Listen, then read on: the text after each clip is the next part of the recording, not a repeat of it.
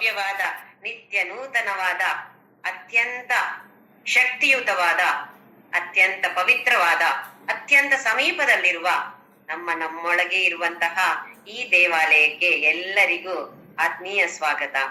ನನ್ನ ಗುರುವಾಗಿರುವ ಕಾಂಜಂಗಾಡಿನ ಆನಂದಾಶ್ರಮದ ಪಪ್ಪ ಸ್ವಾಮಿ ರಾಮದಾಸ್ ಹಾಗೂ ನನ್ನ ತಂದೆ ತಾಯಿಯರ ಚರಣಾರವಿಂದಗಳಲ್ಲಿ ಅನಂತ ಪ್ರಣಾಮಗಳು.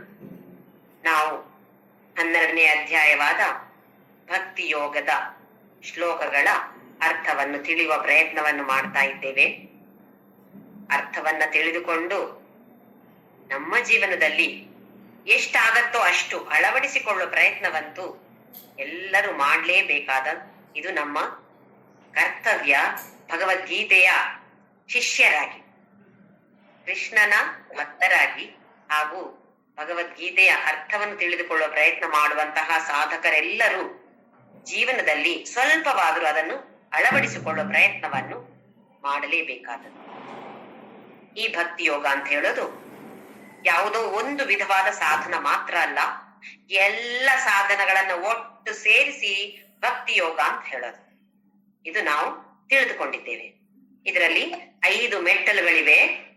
1ನೇ ಮೆಟ್ಟಲು ಸಕಾಮ ಕರ್ಮ, ಸ್ವಾರ್ಥಕ್ಕಾಗಿ ಆದರೂ ಕರ್ಮವನ್ನ ಮಾಡುವಂಥದ್ದು. ಆದರೆ ಮಾಡಿದಾಗ ನಮಗೆ ಯಾವ ತರದ ಫಲ ಬರುತ್ತೋ ಅದರ ಬಗ್ಗೆ ಯಾವೊಂದು ವ್ಯಾಮೋಹವನ್ನು ಇಟ್ಟುಕೊಳ್ಳದೇ ಇರುವಂಥದ್ದು, ಫಲ ತ್ಯಾಗವನ್ನ ಮಾಡುವಂಥದ್ದು. ಇದು ನಾವು ಮಾಡಿದ್ದೇವೆ ಅಂತ ಆದ್ರೆ, ಮಾಡ್ತಾ ಇದ್ದೇವೆ ಅಂತ ಆದ್ರೆ 1ನೇ ಮೆಟ್ಟಿಲು ನಾವು ಹತ್ತಿದ್ದೇವೆ ಅಂತ ಹೇಳಿ ನಮ್ಮ ಬೆನ್ನನ್ನ ತಟ್ಟಿಕೊಳ್ಬಹುದು. ಕರ್ಮ ಮಾಡಿದಾಗ ಫಲ ತ್ಯಾಗ ಮಾಡ್ತಾ ಇದ್ದೇವಾ? ಇದು ದೊಡ್ಡ ಪ್ರಶ್ನೆ ನಮ್ಗೆ. ಫಲ ಹೇಗೆ ಬರ್ಲಿ, ನಾನು ಮಾಡುವ ಕರ್ಮವನ್ನು ನನಗೆ ಶ್ರೇಷ್ಠವಾಗಿ ಹೇಗೆ ತಿಳಿದಿದ್ಯೋ ಹಾಗೆ ನಾನು ಮಾಡ್ತೇನೆ. ಫಲ ಹೇಗೆ ಬೇಕಾದ್ರೂ ಬರ್ಲಿ, ಅದರ ಫಲಿತಾಂಶ ಹೇಗೆ ಬೇಕಾದ್ರೂ ಇರ್ಲಿ, ರಿಸಲ್ಟ್ ಹೇಗೆ ಬೇಕಾದ್ರೂ ಬರ್ಲಿ, ಹೀಗೆ ಬಂದ್ರು ಸರಿ ಹಾಗೆ ಬಂದ್ರು ಸರಿ ಅಂತ ಹೇಳುವ ಮನೋಭಾವನೆಯನ್ನ ನಾವು ಬೆಳೆಸಿಕೊಳ್ತಾ ಇದ್ದೇವಾ, ಬೆಳೆಸಿಕೊಂಡಿದ್ದೇವಾ? ಹೀಗಿದ್ದೇವೆ ಅಂತ ಆದ್ರೆ 1ನೇ ಮೆಟ್ಟಿಲು ಹತ್ತಿದ ಹಾಗೆ ನಾವು ಹತ್ತುವುದರಲ್ಲಿ ಯಶಸ್ವಿ ಆಗಿದ್ದೇವೆ. ಇನ್ನು 2ನೇ ಮೆಟ್ಟಿಲು ನಿಷ್ಕಾಮ ಕರ್ಮ, ಪರೋಪಕಾರಾಯ ಪರಹಿತಾರ್ಥಾಯ ಮಾಡುವಂತ ಯಾವುದೇ ಕರ್ಮವನ್ನು, ಅದರಲ್ಲಿ ಸ್ವಲ್ಪ ಸ್ವಾರ್ಥ ಕೂಡ ಇರ್ಬೋದು, ಆದ್ರೆ ಹೆಚ್ಚಿನ ಪ್ರಾಮುಖ್ಯತೆ ಬೇರೆಯವರ ಸಂತೋಷಕ್ಕೋಸ್ಕರ ಕೊಡ್ತಾ ಇದ್ದೇವೆ ಅಂತ ಆದ್ರೆ 2ನೇ ಮೆಟ್ಟಿಲು ಹತ್ತಿದ ಸಾಧನೆ ನಮ್ಮದು. ಇದು ನಮ್ಮನ್ನ ನಾವು ಪ್ರಶ್ನೆ ಮಾಡಿಕೊಳ್ಳುವಂತದ್ದು. ಬೇರೆಯವರನ್ನ ನಾವು ಟೆಸ್ಟ್ ಮಾಡೋದು ಬೇಡ. ಅವ್ರು ಯಾವ ಮೆಟ್ಲು ಹತ್ತಿದ್ದಾರೆ, 1ನೇದಾ 2ನೇದು ಇಲ್ಲ ನೋಡಿ, 1 ಮೆಟ್ಲು ಕೂಡ ಅವ್ರು ಹತ್ತಲಿಲ್ಲ. ಇನ್ನೊಬ್ಬರ ಬಗ್ಗೆ ನಮಗೆ ಬೇಡ ಯೋಚನೆ. ನಾವು ಏನೆಲ್ಲ ಮಾಡ್ತಾ ಇದ್ದೇವೆ, ನಾವು ನಮ್ಮ ಮನೋಭಾವನೆ ಹೇಗಿದೆ ಅಂತ ನಾವು ನೋಡ್ಕೊಳ್ಬೇಕಷ್ಟೇ ಹೊರತು ಬೇರೆಯವರ ಬಗ್ಗೆ ನಮ್ಗೆ ಆಲೋಚನೆ ಮಾಡ್ಬೇಕಾದ ನಮಗೆ ಪುರುಸೊತ್ತು ಇರುವುದಿಲ್ಲ. ಯಾಕೆ ಅಂತ ಹೇಳಿದ್ರೆ ಈ ಜೀವನ ಅಂತ ಹೇಳಿದ್ರು ಅತ್ಯಂತ ಚಿಕ್ಕದಾಗಿರುತ್ತೆ. ಅಷ್ಟರಲ್ಲಿ ಎಷ್ಟು ಬೇಗ ನಾವು ಮುಂದೆ ಹೋಗಕ್ಕಾಗತ್ತೋ ಅದನ್ನ ಮಾಡಿಕೊಳ್ಬೇಕಾಗಿದೆ ನಾವು. ಹಾಗಾಗಿ ನಮ್ಗೆ ಇನ್ನೊಬ್ಬರ ಬಗ್ಗೆ ತಲೆ ಕೆಡಿಕೊಳ್ಳುವಷ್ಟು ಸಮಯ ಇಲ್ಲ ನಮಗೆ. 2ನೇದು ನಿಸ್ವಾರ್ಥ ಸೇವಾ. ಇದರಲ್ಲಿ ಕರ್ಮಯೋಗ ಆಗತ್ತೆ. ಈ ಕರ್ಮಯೋಗ ಮಾಡಿದ್ರಿಂದಾಗಿ ನಮ್ಗೆ ಏನ್ ಫಲಿತಾಂಶ, ಏನ್ ಫಲ ಸಿಗತ್ತೆ ನಮ್ಗೆ ಅಂತ ಹೇಳಿದ್ರೆ ಮನಸ್ಸು ಪರಿಶುದ್ಧವಾಗ್ತಾ ಹೋಗತ್ತೆ. ಮನಸ್ಸಿನ ಪರಿಶುದ್ಧತೆ ನಿರ್ಮಲವಾಗತ್ತೆ, ಮನಸ್ಸು ಪರಿಶುದ್ಧವಾಗತ್ತೆ. ಇದು ನಮಗೆ ತಿಳಿಯುತ್ತೆ. ಸ್ವಲ್ಪ ಮುಂದೆ ಹೋದಾಗೆ, ಹೌದು ನನ್ನ ಮನಸ್ಸು ಮೊನ್ನೆ ಹೀಗಿರ್ಲಿಲ್ಲ, ಈಗ ಹೀಗಾಗಿದೆ. ಹೇಗೆ? ನಮ್ಗೆ ಇವಾಗ ಭಕ್ತಿ ಯೋಗದ 2ನೇ ಮೆಟ್ಟಿಲು ಗೊತ್ತಿದೆ. ಹಾಗೆ ಹತ್ತಿದ್ರೆ ಏನಾಗತ್ತೆ, ಓಹೋ ಇದರ ಫಲ, ಹಾಗಾದ್ರೆ ಇನ್ನು ಮುಂದೆ ಹೋಗಿ ನೋಡೋಣ ಅಂತಿರತ್ತೆ. 3ನೇ ಮೆಟ್ಲು ಏನು? 3ನೇ ಮೆಟ್ಲು ಹಾಗೂ 4ನೇ ಮೆಟ್ಲು ಸಗುಣ ಉಪಾಸನೆ. ಅದರಲ್ಲಿ ವ್ಯತ್ಯಾಸ ಏನು ಅಂತ ಹೇಳಿದ್ರೆ 3ನೇ ಮೆಟ್ಲು ಅಂತ ಹೇಳಿದ್ರೆ ಏಕರೂಪಿ ಈಶ್ವರ ಉಪಾಸನ. ಯಾವುದೋ ಒಂದು ದೇವರ ಬಗ್ಗೆ ತುಂಬಾ ಅತೀ ಇಷ್ಟ, ಅತೀ ಪ್ರೇಮ. ಎಲ್ಲ ದೇವರು ಇಷ್ಟವೇ, ಆದ್ರೆ ಅತ್ಯಂತ ಪ್ರಾಮುಖ್ಯತೆಯನ್ನ ನಾನು ಯಾವುದೋ ಒಬ್ರು ದೇವರಿಗೆ ಕೊಡ್ತಾ ಇದ್ದೇನೆ. ಅದು ಕೃಷ್ಣ, ರಾಮ, ಸಾಯಿಬಾಬಾ, ಈಶ್ವರ ಯಾರೇ ಇರ್ಬೋದು, ಎಲ್ಲರನ್ನೂ ಪೂಜಿಸ್ತೇನೆ. ಆದ್ರೆ ಪ್ರಾಮುಖ್ಯತೆ ಯಾವುದೋ ಒಬ್ರು ದೇವರಿಗೆ ಕೊಡ್ತಾ ಇದ್ದೇನೆ ಅಂತ ಹೇಳಿದ್ರೆ ಏಕರೂಪಿ ಈಶ್ವರ ಉಪಾಸನ. ಇದೆಲ್ಲ ಸಗುಣ ಉಪಾಸನ, ಅಂದ್ರೆ ಅವತಾರವೆತ್ತಿದಂತಹ ಆ ಪರಮಾತ್ಮನ ಆರಾಧನೆ ಮಾಡುವಂಥದ್ದು. ಇನ್ನು 4ನೇ ಮೆಟ್ಲು ಅನೇಕ ರೂಪಿ ಈಶ್ವರ ಅಥವಾ ವಿಶ್ವರೂಪ ಈಶ್ವರ. ಇಡೀ ವಿಶ್ವವೇ ಭಗವಂತ. ಎಲ್ಲೆಲ್ಲಿ ನೋಡಿದ್ರು ಭಗವಂತನೇ ಕಾಣುವಂಥದ್ದು. ಬರೇ ಒಂದು ಗುಡಿಗೆ ಹೋದಾಗ ಮಾತ್ರ ಭಗವಂತ ಅಲ್ಲ, ನಮ್ಮ ಮನೆಯ ದೇವರ ಕೋಣೆಗೆ ಹೋದಾಗ ಮಾತ್ರ ಭಗವಂತ ಅಲ್ಲ, ಅಥವಾ ಒಂದು ವಿಗ್ರಹದಲ್ಲಿ ಅಥವಾ ಒಂದು ಫೋಟೋದಲ್ಲಿ ಮಾತ್ರ ನನಗೆ ಭಗವಂತ ಕಾಣೋದಲ್ಲ, ಎಲ್ಲರಲ್ಲಿಯೂ ಭಗವಂತ ಕಾಣ್ತಾ ಇದ್ದಾನೆ. ಹೇಳಿದ್ರೆ 4ನೇ ಮೆಟ್ಟಿಲು ಹತ್ತಿದ ಸಾಧನೆ.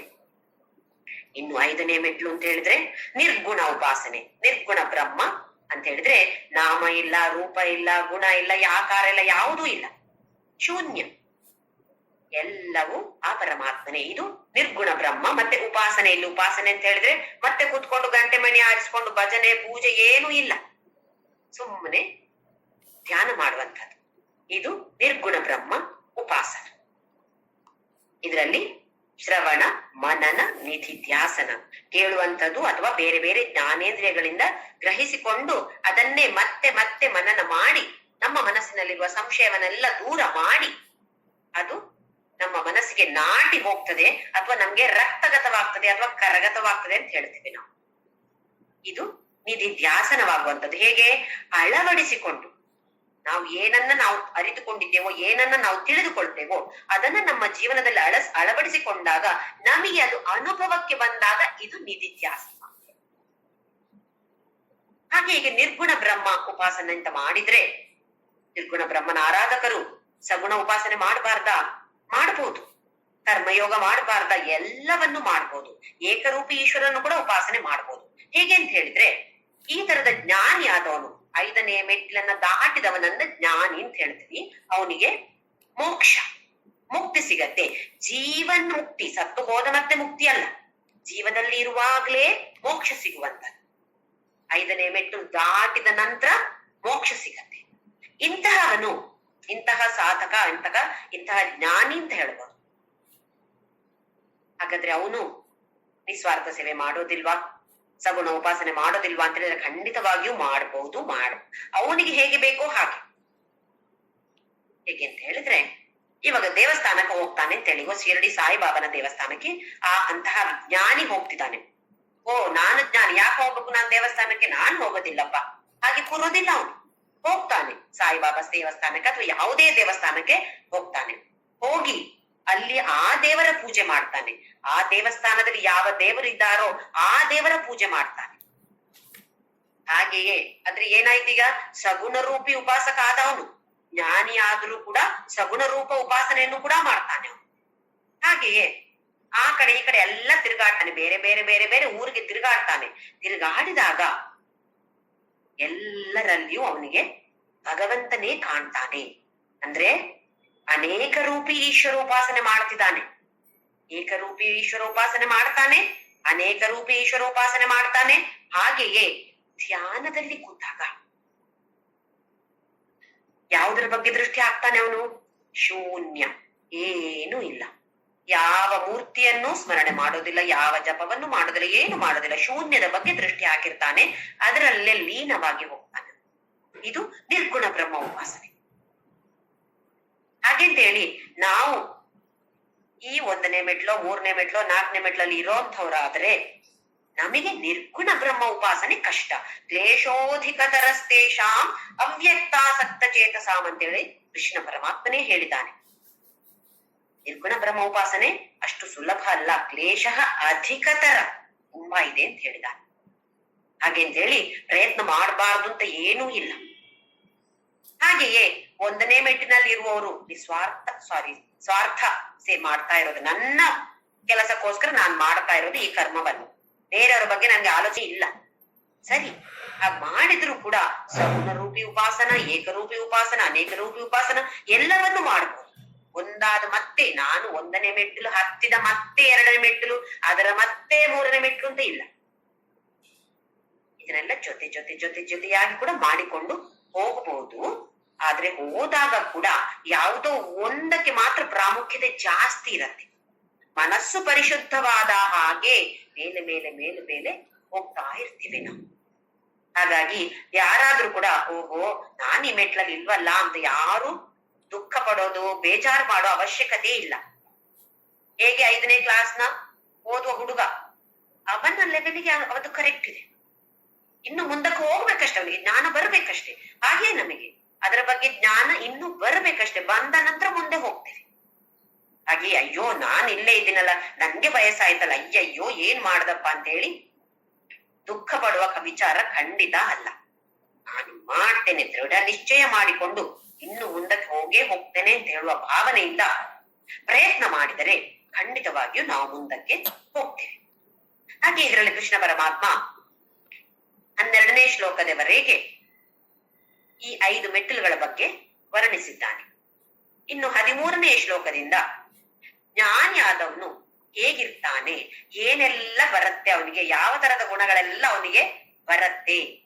ಯಾಕೆಂತ ಹೇಳಿದ್ರೆ ಈ ತರದ ಗುಣಗಳನ್ನ ವರ್ಣಿಸಿದಾಗ ಬೇರೆಯವರಿಗೆ ಕೂಡ, ಯಾರು ಆ ಮೆಟ್ಟಿಲನ್ನ ಹತ್ತಿಲ್ಲವೋ, ಯಾರು ಇನ್ನು ಜ್ಞಾನಿ ಆಗಲಿಲ್ವೋ ಅವರಿಗೆ ಓ ನಾನು ಜ್ಞಾನಿ ಆಗ್ಬೇಕು, ಜ್ಞಾನಿ ಆದ್ರೆ ಹೀಗೆಲ್ಲ ಸಿಗತ್ತಾ, ಓಹೋ ಇದೆಲ್ಲ ಆಗತ್ತಾ ನನ್ಗೆ, ಹಾಗಾದ್ರೆ ನಾನು ಜ್ಞಾನಿ ಆಗ್ಬೇಕು ಅಂತ ಹೇಳುವ ಒಂದು ಆಕರ್ಷಣೆ ಬರಬಹುದು ಅಂತ ಹೇಳುವ ಉದ್ದೇಶದಿಂದ ಪರಮಾತ್ಮ ಇಲ್ಲಿ 13ನೇ ಶ್ಲೋಕದಿಂದ 8 ಶ್ಲೋಕ 20ನೇ ಶ್ಲೋಕದವರೆಗೆ ನಾನಾ ಗುಣಗಳನ್ನ ವರ್ಣಿಸ್ತಾನೆ. ಒಂದು ಶ್ಲೋಕವನ್ನ ನಾವು ನೋಡಿದೆವು, 13ನೇ ಶ್ಲೋಕವನ್ನ ನಾವು ಅರಿತುಕೊಂಡಿದ್ದೇವೆ. ಈಗ 14ನೇ ಶ್ಲೋಕ, ಹಾಗೆ ಬೇರೆ ಬೇರೆ ಗುಣಗಳನ್ನ ಹೇಳಿ ಯಾರು ಯಾವ ಗುಣಗಳಿದ್ರೆ ನನಗೆ ಅತ್ಯಂತ ಪ್ರಿಯ ಆಗ್ತಾನೆ. ನಮಗೂ ಹಾಗೆ ಅಲ್ವಾ, ನಾವು ಬೇರೆಯವರನ್ನ ಪ್ರೀತಿಸ್ತೇವೆ, ಹಾಗೆಯೇ ನಮಗೆ ಏನು ಆಕಾಂಕ್ಷೆ ಇದೆ, ಅವರು ನನ್ನನ್ನ ಪ್ರೀತಿ ಮಾಡ್ಬೇಕು ಅಂತ ಇರೋದಿಲ್ವಾ. ಮಕ್ಕಳ ಹತ್ರ ಕೇಳ್ತೇವೆ, ನಿಂಗೆ ಯಾರು ಇಷ್ಟ, ನಾನಿಷ್ಟವಾ ಇಲ್ಲ ಅವ್ರಿಷ್ಟವಾ ಅಂತ ಕೇಳ್ತೇವೆ. ಯಾಕೆ, ಮನಸ್ಸಿನ ಒಂದು ಮೂಲೆಯಲ್ಲಿದೆ ನಾನೇ ಇಷ್ಟ ಅಂತ ಹೇಳಬೇಕು ಅವ್ರು. ಅದು ಗಂಡ ಇರ್ಬೋದು, ಹೆಂಡತಿ ಇರ್ಬೋದು, ಮಕ್ಳು ಇರ್ಬೋದು, ಇಲ್ಲ ಸ್ನೇಹಿತರ ಹತ್ರ ಕೂಡ ನೋಡಿ, ನನ್ನ ಹತ್ರನೇ ಜಾಸ್ತಿ ಪ್ರೀತಿ.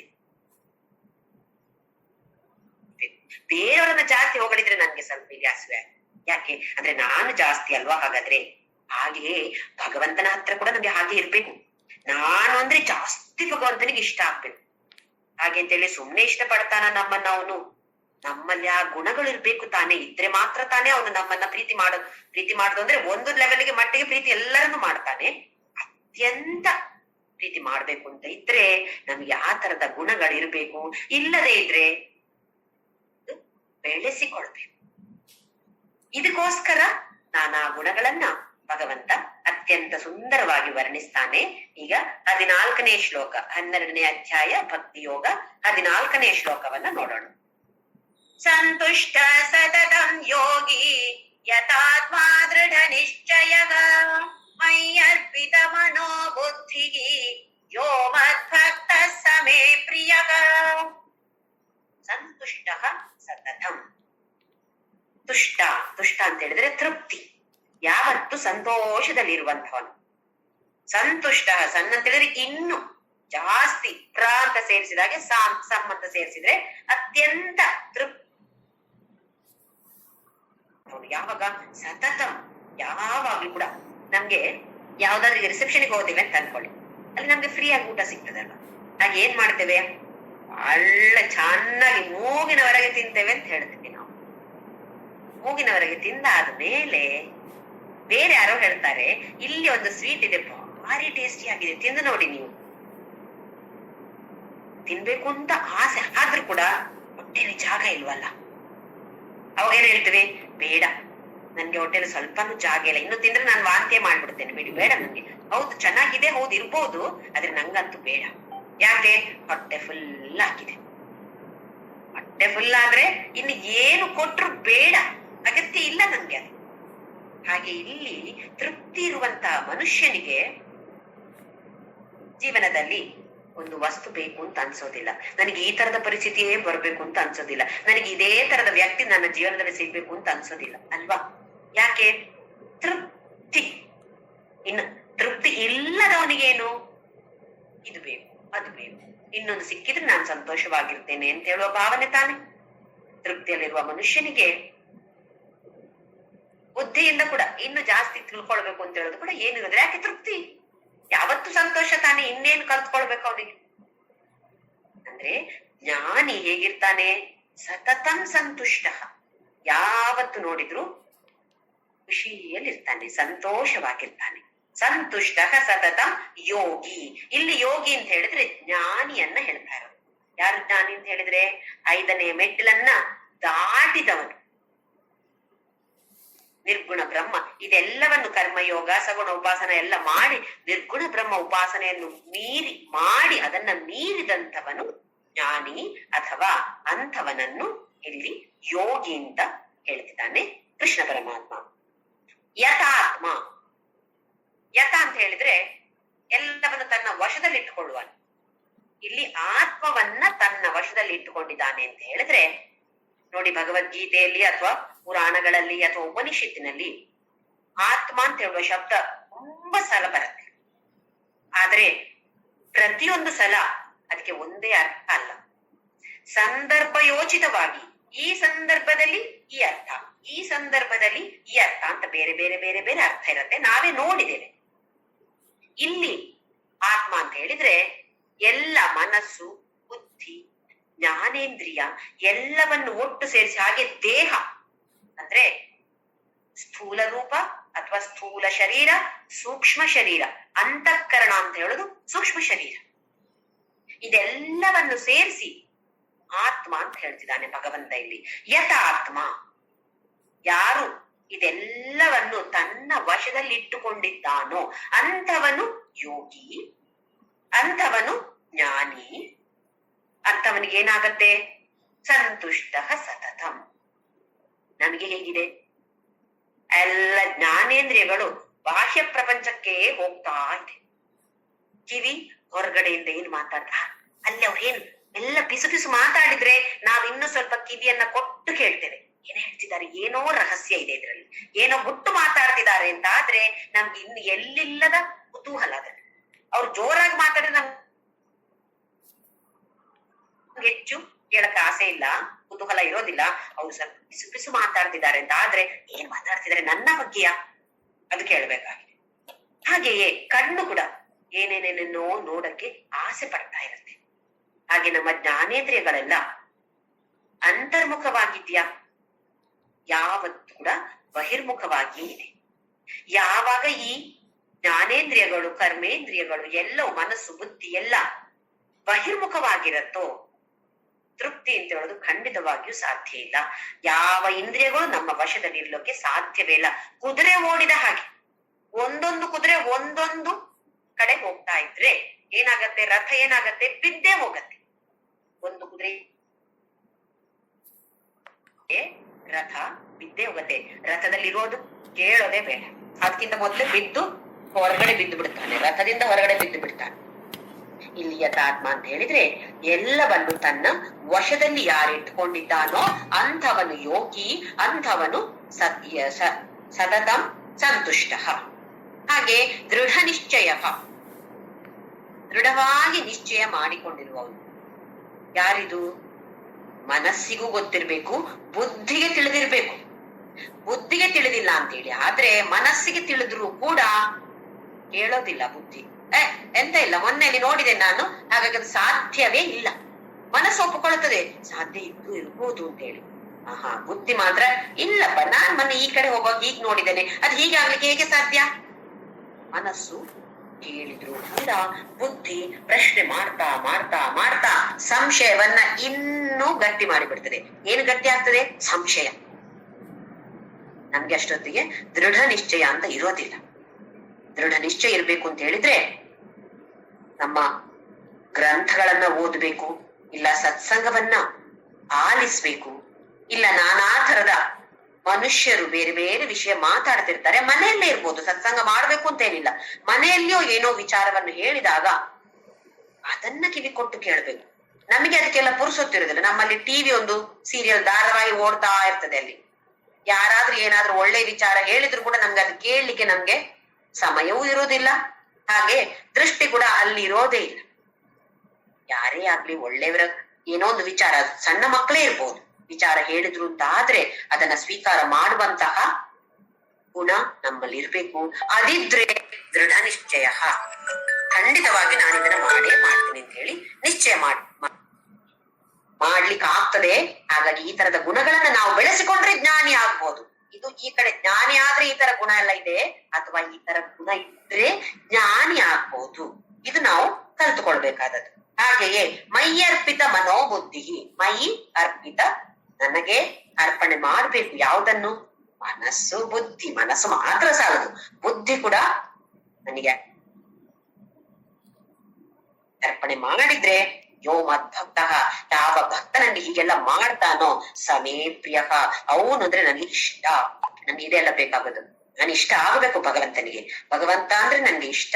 ಹಾಗೆ ನಾನು ಅಂತ ಹೇಳಿದ್ರೆ ಭಗವಂತನಿಗೆ ಕೂಡ ಇಷ್ಟ ಆಗ್ಬೇಕು. ಇಲ್ಲಾಂದ್ರೆ ಎಲ್ಲೋ ಒಂದು ಮೂಲೆಯಲ್ಲಿರೋ ನಾನು ಇರೋದು ಅಂತಾದ್ರೆ ಭಗವಂತ ನನ್ನನ್ನು ಯಾವತ್ತೋ ಅಂತ ಹೀಗೆ ನೋಡ್ತಾನೆ ಅಂತಾದ್ರೆ ಅದು ಬೇಡ. ಭಗವಂತ ನನ್ನನ್ನ ಯಾವತ್ತು ನೋಡ್ತಾ ಇರ್ಬೇಕು, ಯಾವತ್ತು ನನ್ನನ್ನ ಪ್ರೀತಿ ಮಾಡ್ಬೇಕು ಅಂತ ಆಸೆ ಇರುವಂತವರು ಈ ತರ ಗುಣಗಳನ್ನ ಬೆಳೆಸಿಕೊಳ್ಳುವ ಪ್ರಯತ್ನವನ್ನು ಮಾಡೋಣ. ಮುಂದಿನ ಶ್ಲೋಕ 15ನೇ ಶ್ಲೋಕ. ಯಸ್ಮಾನ್ನೋ ದ್ವಿಜತೆ ಲೋಕೋ ಲೋಕಾನ್ನೋ ದ್ವಿಜತೆ ಚಯಃ ಹರ್ಷಾಮರ್ಷ ಭಯೋದ್ವೇಗೈಃ ಮುಕ್ತೋ ಯಸ್ಸ ಚ ಮೇ ಪ್ರಿಯಃ. ಯಸ್ಮಾತ್ ನ ಉದ್ವಿಜತೆ ಲೋಕಃ ಲೋಕ ನ ಉದ್ವಿಜತೆ ಚಯಃ. ನಮ್ಮಿಂದಾಗಿ ಬೇರೆಯವರು ಉದ್ವೇಗಕ್ಕೆ ಒಳಗಾಗಬಾರದು. ಹಾಗೆಯೇ ಬೇರೆಯವರಿಂದಾಗಿ ನಾವು ಉದ್ವೇಗಕ್ಕೆ ಒಳಗಾಗಬಾರದು. ಏನು ಹೀಗಂದ್ರೆ, ಕೆಲವರ ನೋಡಿ ಗಮನಿಸಿ, ನೀವು ಮಾತಾಡಿದಾಗ ಒಂಥರ ಚುಚ್ಚಿದಾಗೆ ಮಾತಾಡೋದು, ಅಥವಾ ಬೇರೆಯವರ ಬಗ್ಗೆ ಎಷ್ಟು ನೀಚವಾಗಿ ಮಾತಾಡ್ತಾರೆ ಅಂತ ಆದ್ರೆ ನಮಗೆ ಮನಸ್ಸು ದಡ್ ದಡ್ ದಡ್ ದಡುತ್ತಾಗ್ತಾರೆ. ಯಾಕೆ ಈ ತರ ಮಾತಾಡ್ತಾರೆ ಅಂದ್ರೆ ಅವರಿಂದಾಗಿ ಬೇರೆಯವರ ಮನಸ್ಸು ಉದ್ವೇಗಕ್ಕೆ ಒಳಗಾಗ್ತಾ ಇದೆ. ಅದು ಬೈಯೋದು ಇರ್ಬೋದು, ನಿಂದಿಸೋದು ಇರ್ಬೋದು, ಅಥವಾ ತಪ್ಪನ್ನ ಹೇಳೋದು ಇರ್ಬೋದು.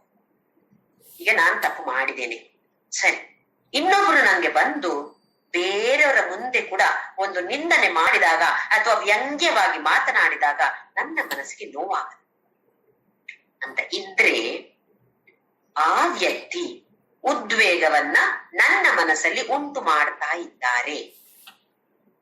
ನಾವು ಈ ತರ ನಾವು ವರ್ತನೆ ಮಾಡಿದ್ರೆ, ವರ್ತಿಸಿದ್ರೆ ಖಂಡಿತವಾಗಿಯೂ ಕೃಷ್ಣನಿಗೆ ನಾವಂದ್ರೆ ಇಷ್ಟ ಆಗಲ್ಲ. ಯಾವುದ್ರಲ್ಲಿ ನಾವು ಬೇರೆಯವರು ನಮ್ಮಿಂದಾಗಿ ಉದ್ವೇಗಕ್ಕೆ ಒಳಗಾಗಬಾರದು. ಹಾಗೆಯೇ ಬೇರೆಯವ್ರು ನನ್ನನ್ನು ನಿಂದಿಸಿದಾಗ ನಾನ್ ಹೇಗಿರ್ಬೇಕು, ಎಷ್ಟು ಸ್ಟ್ರಾಂಗ್ ಆಗಿರ್ಬೇಕು ನನ್ನ ಮನಸ್ಸು. ಏನ್ ಬೇಕಾದ್ರೆ ಹೇಳ್ಕೊಳ್ಳಿ, ಅವ್ರಿಗೆ ಅದರಿಂದ ಸಂತೋಷ ಸಿಗತ್ತಾ? ಸಿಗ್ಲಿ, ನನ್ಗದು ಪುಣ್ಯ ತಾನೆ. ನನ್ನನ್ನ ಬೈದು, ನನ್ನನ್ನ ನಿಂದಿಸಿ, ನನ್ನನ್ನ ಅವಾಚ್ಯ ಶಬ್ದಗಳಿಂದ ನಿಂದಿಸಿ ಅವರಿಗೆ ಸಂತೋಷ ಸಿಕ್ಕಿತ? ನನ್ನಿಂದಾಗಿ ಒಬ್ರಿಗೆ ಸಂತೋಷ ಸಿಕ್ಕಿತು ತಾನೆ, ನನಗೆ ಪುಣ್ಯ ತಾನೇ ಅದು. ನಾನೇನ್ ಮಾಡ್ತೇನೆ, ಸಂತೋಷ ಸಿಗತ್ತಾ? ಸಿಟ್ಟು ಬರುತ್ತೆ ನನ್ಗೆ, ಮತ್ತೆ ಅವ್ರ ಜೊತೆ ನೀವೇ ಹಾಗೆ ಅಂತೇಳಿ ಜಗಳ ಆಡ್ತೇನೆ. ಏನಾಯ್ತು? ದ್ವೇಷ. ಅವರಿಗೂ ನಾನಂದ್ರೆ ದ್ವೇಷ, ನನಗೂ ಅವ್ರಂದ್ರೆ ದ್ವೇಷ ಅಲ್ವಾ? ಹಾಗೆಂತ ಹೇಳಿ ಎಲ್ಲವನ್ನು ಕೇಳಿಕೊಂಡು ಕೂರೋದ? ಅದು ಸರಿಯಲ್ಲ ಅಂತ ಹೇಳತ್ತೆ ನಮ್ಮ ವೇದ ಉಪನಿಷತ್ತುಗಳು. ಯಾರನ್ನಾದ್ರೂ ತಪ್ಪು ಮಾಡಿದಾಗ ತಿದ್ದಬಹುದು, ತಿದ್ದಿದ್ರೆ ಯಾವ ಮನೋಭಾವನೆಯಿಂದ ನಾನು ತಿದ್ದಬೇಕು, ಇದು ಮುಖ್ಯ. ಅವ್ರು ಹೀಗ್ ಮಾಡ್ತಾರಲ್ಲ, ಅವ್ರು ಸರಿಯಲ್ಲ ಮಾಡೋದು, ತಿದ್ದುತ್ತೇನೆ ನಾನು ಅವ್ರನ್ನ, ಆ ಮನಸ್ಸಿನಿಂದ ಅಲ್ಲ. ಮನಸ್ಸು ಒಳ್ಳೇದಾಗಿರ್ಬೇಕು. ಓಹೋ, ಅವ್ರು ಕೆಟ್ಟದಾಗಿ ಮಾತಾಡಿದ್ರೆ ಅವರಿಗೆ ಕೆಟ್ಟದು ತಾನೆ, ನನಗೆಲ್ಲ ಅವರಿಗೆ ಕೆಟ್ಟದು ಮಾಡ್ಬಾರ್ದಲ್ವಾ ಅಂತ ಹೇಳುವ ಮನೋಭಾವನೆಯಿಂದ ತಿದ್ದುವ ಪ್ರಯತ್ನವನ್ನು ಮಾಡಬಹುದು. ಆದ್ರೆ ಅವ್ರು ನಮ್ಮಿಂದ ಹಿರಿಯವರಾಗಿದ್ರೆ ಹೇಳ್ತಾರ, ಅಥವಾ ನಮಗಿಂತ ಚಿಕ್ಕವ್ರು ಹೇಳಿದ್ರೆ ನಾವು ಕೇಳ್ತೇವಾ? ಹಾಗೆ ತಾನೇ ಅವರು ಕೂಡ ತಿದ್ದುವ ಪ್ರಯತ್ನವನ್ನ ಒಳ್ಳೆಯ ಮನಸ್ಸಿನಿಂದ, ಒಳ್ಳೆಯ ಮನೋಭಾವನೆಯಿಂದ ಮಾಡುವ ಪ್ರಯತ್ನವನ್ನ ಮಾಡ್ಬೋದು. ಆದ್ರೆ ಅವ್ರು ಕೇಳೋದಿಲ್ಲ ಅಂತ ಆದ್ರೆ ನಾವು ನಮ್ಮ ಮನಸ್ಸನ್ನ ಶಕ್ತಿಯುತವಾಗಿ ಇಟ್ಕೊಳ್ಬೇಕು. ಅವ್ರು ಏನ್ ಬೇಕಾದ್ರೂ ಹೇಳಿ. ನಾವು ಹೇಳಲ್ವಾ, ನಾಯಿ ಬೊಗಳಿದ್ರೆ ದೇವಲೋಕ ಹಾಳಾಗುತ್ತೆ ಅಂತ ಹೇಳಲ್ವಾ? ಅವ್ರು ನಾಯಿ ಅಂತ ಹೇಳೋದಲ್ಲ, ಆದ್ರೆ ಅದರ ಅರ್ಥ ಏನು ಅಂತ ಹೇಳಿದ್ರೆ ಹೇಳೋರು ಹೇಳ್ತಾರೆ. ನನ್ನ ಮನಸ್ಸು ನಾನು ಅದಕ್ಕೋಸ್ಕರ ಹಾಳು ಮಾಡ್ಕೊಳ್ಳೋದಿಲ್ಲ ಅಂತ ಹೇಳುವ ಒಂದು ದೃಢ ನಿಶ್ಚಯ ಮಾಡಿಕೊಳ್ಬೇಕು. ಹೇಳೋರು ಹೇಳಿ, ಅದರಿಂದಾಗಿ ನನ್ನಲ್ಲಿ ಏನೂ ವ್ಯತ್ಯಾಸ ಬರಬಾರ್ದು. ಜ್ಞಾನಿ ಅಂತ ಹೇಳಿದ್ರೆ ಹೇಗಿರ್ತಾನೆ ಅಂತ ಹೇಳಿದ್ರೆ ಕೋಮಲವಾಗಿರತ್ತಂತೆ ಮನಸ್ಸು, ಹಾಗೆಯೇ ಅತ್ಯಂತ ಸ್ಟ್ರಾಂಗ್ ಆಗಿರತ್ತಂತೆ, ಅತ್ಯಂತ ಗಟ್ಟಿ ಕಲ್ಲಿನ ಹೃದಯದವನಾಗಿರ್ತಾನಂತೆ. ಯಾವಾಗ ಕೋಮಲವಾಗಿರುತ್ತೆ? ಬೇರೆಯವರ ಜೊತೆ ವ್ಯವಹಾರ ಮಾಡಿದಾಗ ಕೋಮಲವಾಗಿರತ್ತಂತೆ ಅವನ ಹೃದಯ. ತನ್ನನ್ನೇ ತಾನು ಯಾವುದೋ ಕೆಲಸಕ್ಕೆ ತೊಡಗಿಸಿಕೊಂಡಾಗ ಕಲ್ಲಿನ ಹೃದಯ ಆಗ್ತಾನೆ. ಈಗ ಒಂದು ಯಾವುದೋ ತರದ ಉಪಾಸನೆ ಮಾಡ್ತಾ ಇದ್ದೇನೆ, ನಾನು ಯಾವುದೋ ತರದ ಒಂದು ವ್ರತವನ್ನ ಮಾಡ್ತಾ ಇದ್ದೇನೆ ಅಂತ ಹೇಳಿದ್ರೆ ಕಲ್ಲಿನ ಹೃದಯ. ನಾನೀಗ ಇಷ್ಟು ದಿನ ಸ್ವೀಟೇ ತಿನ್ನೋದಿಲ್ಲ. ನನ್ನ ಒಬ್ಳು ಸ್ನೇಹಿತೆ ಹಾಗೆ ಮಾಡ್ತಿದ್ದಾಳೆ, 3 ವರ್ಷ ಆಯ್ತು, ಏನು ಸ್ವೀಟ್ ತಿಂತಾ ಇಲ್ಲ, ಒಂದೇ ಒಂದು ಸ್ವೀಟ್ ತಿನ್ನಲ್ಲ, ಏನೋ ಒಂದು ವ್ರತವನ್ನ ಮಾಡ್ತಿದ್ದಾಳೆ ಅವಳು. ಎಷ್ಟು ಕಷ್ಟ ಇದೆ ನೋಡಿ. ನಾನಾಗ್ ಮಾಡ್ಲಿಕ್ಕೆ ಹೊರಟ್ರೆ 4 ದಿನ ಮಾಡ್ತೇನೆ, 5ನೇ ದಿನ ಯಾರು ಬಂತು, ಜ್ಯೋತಿ ಈ ಸ್ವೀಟ್ ನಾನ್ ಮಾಡಿದ್ದೇನೆ, ನಿಂಗೋಸ್ಕರ ತಂದಿದ್ದೇನೆ, ನನ್ನ ವ್ರತ ಎಲ್ಲ ಆ ಕಡೆ ಈ ಕಡೆ ಬಿಸಾಕಿ ತಿಂತೇನೆ. ಅಂದ್ರೆ ಕಲ್ಲಿನ ಹೃದಯ ಇಲ್ಲ. ಬೇರೆಯವರಿಗೂ ಕಲ್ಲಿನ ಹೃದಯ, ಇನ್ನೊಬ್ಬರನ್ನ ದೂಷಣೆ ಮಾಡೋದಕ್ಕೆ ಕಲ್ಲಿನ ಹೃದಯ. ಅವ್ರಿಗೇನಾದ್ರೂ ಮನ್ಸಿಗೆ ತಾಗತ್ತಾ? ನನಗೇನು, ನಾನು ಹೇಳೋದನ್ನ ಹೇಳ್ಬಿಡ್ತೇನೆ.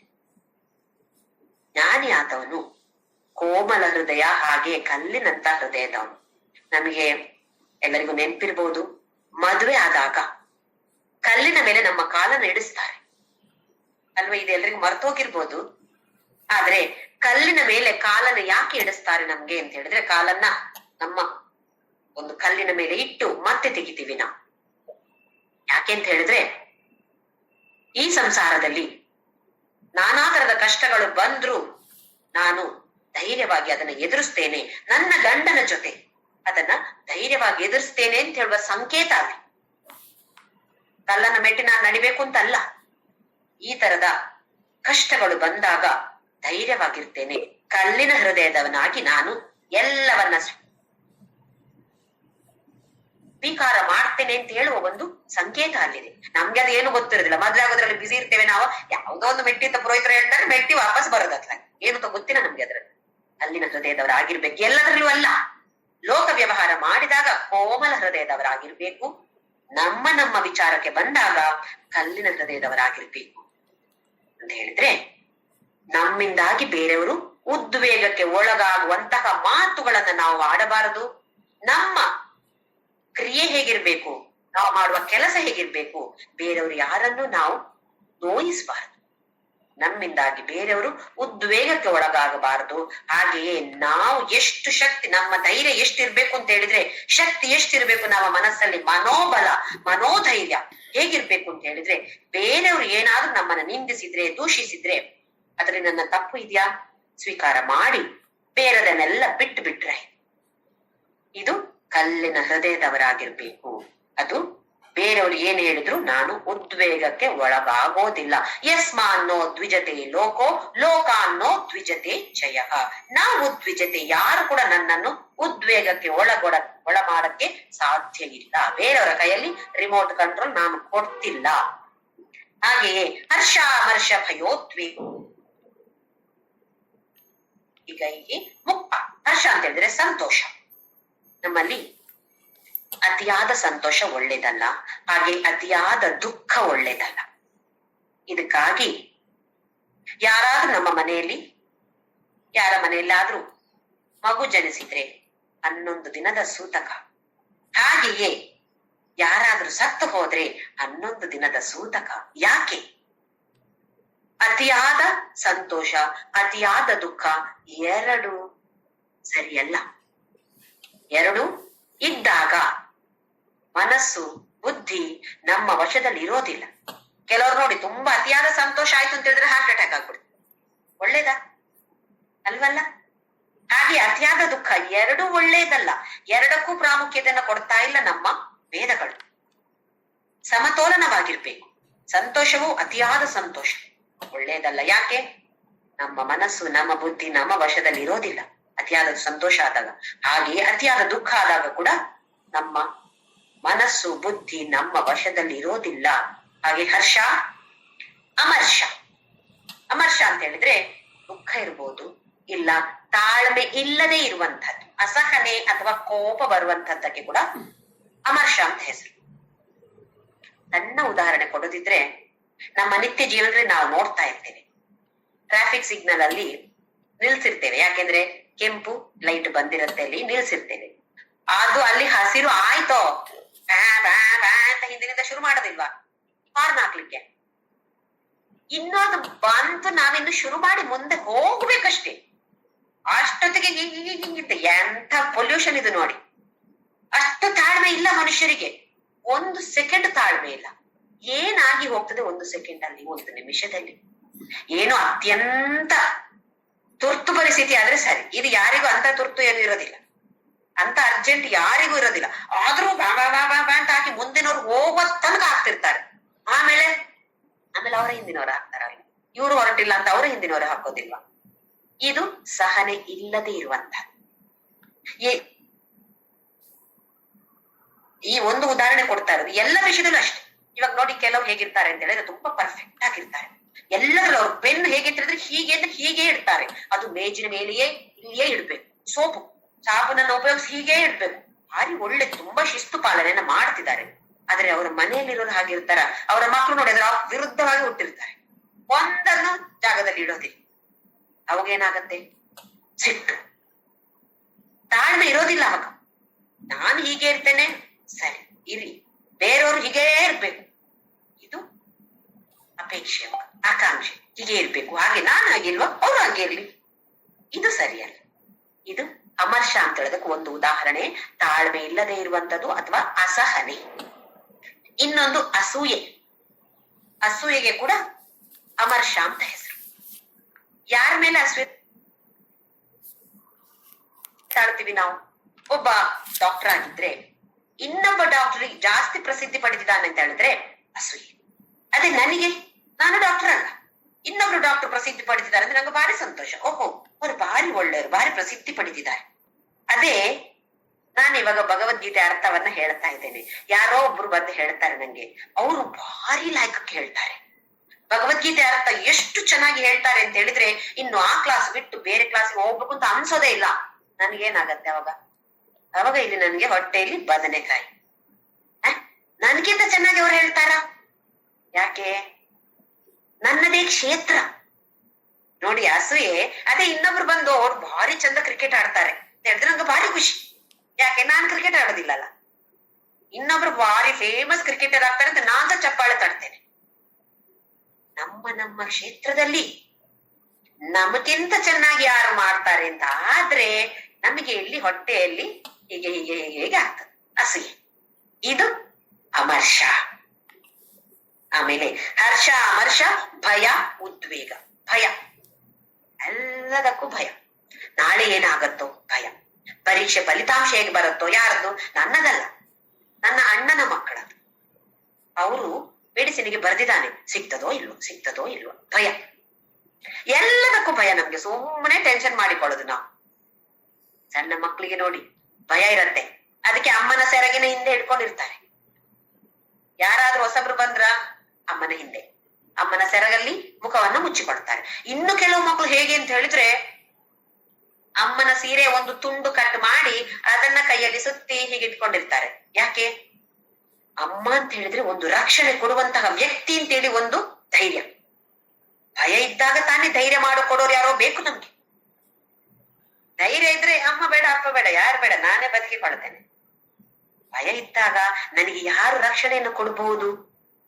ಆ ವ್ಯಕ್ತಿಯ ಮೇಲೆ ನಾವು ಡಿಪೆಂಡ್ ಆಗ್ತೇವೆ. ನಾವು ಕೂಡ ಅಷ್ಟೇ, ಮಕ್ಕಳನ್ನೇನ್ ಹೇಳ್ತೇವೆ ನಾವು, ನಮಗೆ ಕೂಡ ಅಷ್ಟೇ ತಾನೆ. ಭಯ ಆದಾಗ ನಮ್ಗೆ ರಕ್ಷಣೆ ಇದು ಕೊಡುತ್ತೆ ಅದು ಕೊಡುತ್ತೆ ಅಂತ ಹೇಳಿ ಪ್ರಪಂಚದ ಇನ್ನೊಂದು ವಸ್ತುವನ್ನ ನಾವು ಗಟ್ಟಿಯಾಗಿ ಇಟ್ಕೊಳ್ತೇವೆ. ವಯೋವೃದ್ಧರಾದಾಗ ನನಗೆ ಹುಷಾರು ತಪ್ಪಿದ್ರೆ ಏನು ಬೇಕು? ಆಸ್ಪತ್ರೆ ಬೇಕು, ಡಾಕ್ಟರ್ ಬೇಕು, ಕೊಡ್ಲಿಕ್ಕೆ ದುಡ್ಡು ಬೇಕು. ಅದಕ್ಕೆ ತಾನೇ ಬ್ಯಾಂಕ್ ಅಲ್ಲಿ ಸೇರಿಸಿ ಬಡ್ಡಿ ಎಲ್ಲಿ 8.5 ಎಲ್ಲಿ 9.5 ಅಂತ ಹುಡುಕಿ ಹಾಕೋದು. ಏನದು? ರಕ್ಷಣೆ ಕೊಡತ್ತೆ ನಂಗೆ ಅಂತ ಹೇಳುವ ಭಾವನೆ. ದುಡ್ಡು ಜಾಸ್ತಿ ಇದ್ದವರು ಸಾಯೋದಿಲ್ವಾ? ಅವರಿಗೆ ರೋಗಗಳು ಬರೋದಿಲ್ವಾ? ಅಥವಾ ದುಡ್ಡು ಕಡಿಮೆ ಇದ್ದವರು ಖುಷಿಯಾಗಿ ಬದುಕೋದಿಲ್ವಾ? ಅವರಿಗೆ ರೋಗ ಬರೋದಿಲ್ವಾ? ಇದೆಲ್ಲ ನಮ್ಮ ಮನಸ್ಸಿನಲ್ಲಿ ಹೀಗೆ ಭಯ ಬಂದಾಗ ಧೈರ್ಯಕ್ಕೋಸ್ಕರ ಹಿಡ್ಕೊಳ್ಳುವಂತದ್ದು. ದೊಡ್ಡ ಮನೆ ಬೇಕು, ಧೈರ್ಯ. ಮನೆ ಇದ್ರೆ ದೊಡ್ಡ ಧೈರ್ಯ ನಮ್ಗೆ.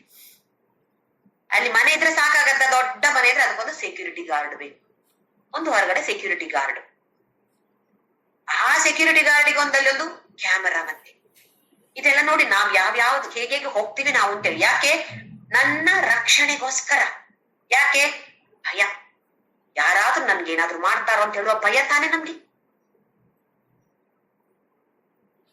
ಯಾವಾಗ ನಾವು ಈ ತರದ ಲೌಕಿಕ ವಸ್ತುಗಳನ್ನ ನಾವು ಹಿಡಿದುಕೊಳ್ತೇವೋ ರಕ್ಷಣೆಗೋಸ್ಕರ, ಭಯ ಅಂತ ಹೇಳೋದು ಮುಗಿಯೋದೇ ಇಲ್ಲ.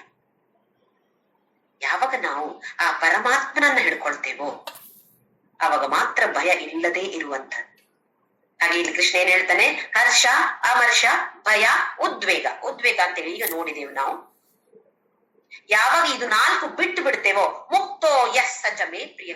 ಯಾರು ಇದನ್ನೆಲ್ಲ ಬಿಡ್ತಾರೆ, ಏನೆಲ್ಲ? ಅತಿಯಾದ ಸಂತೋಷ, ಅತಿಯಾದ ದುಃಖ, ಅಸೂಯೆ, ಅಸಹನೆ, ಹಾಗೆಯೇ ಭಯ,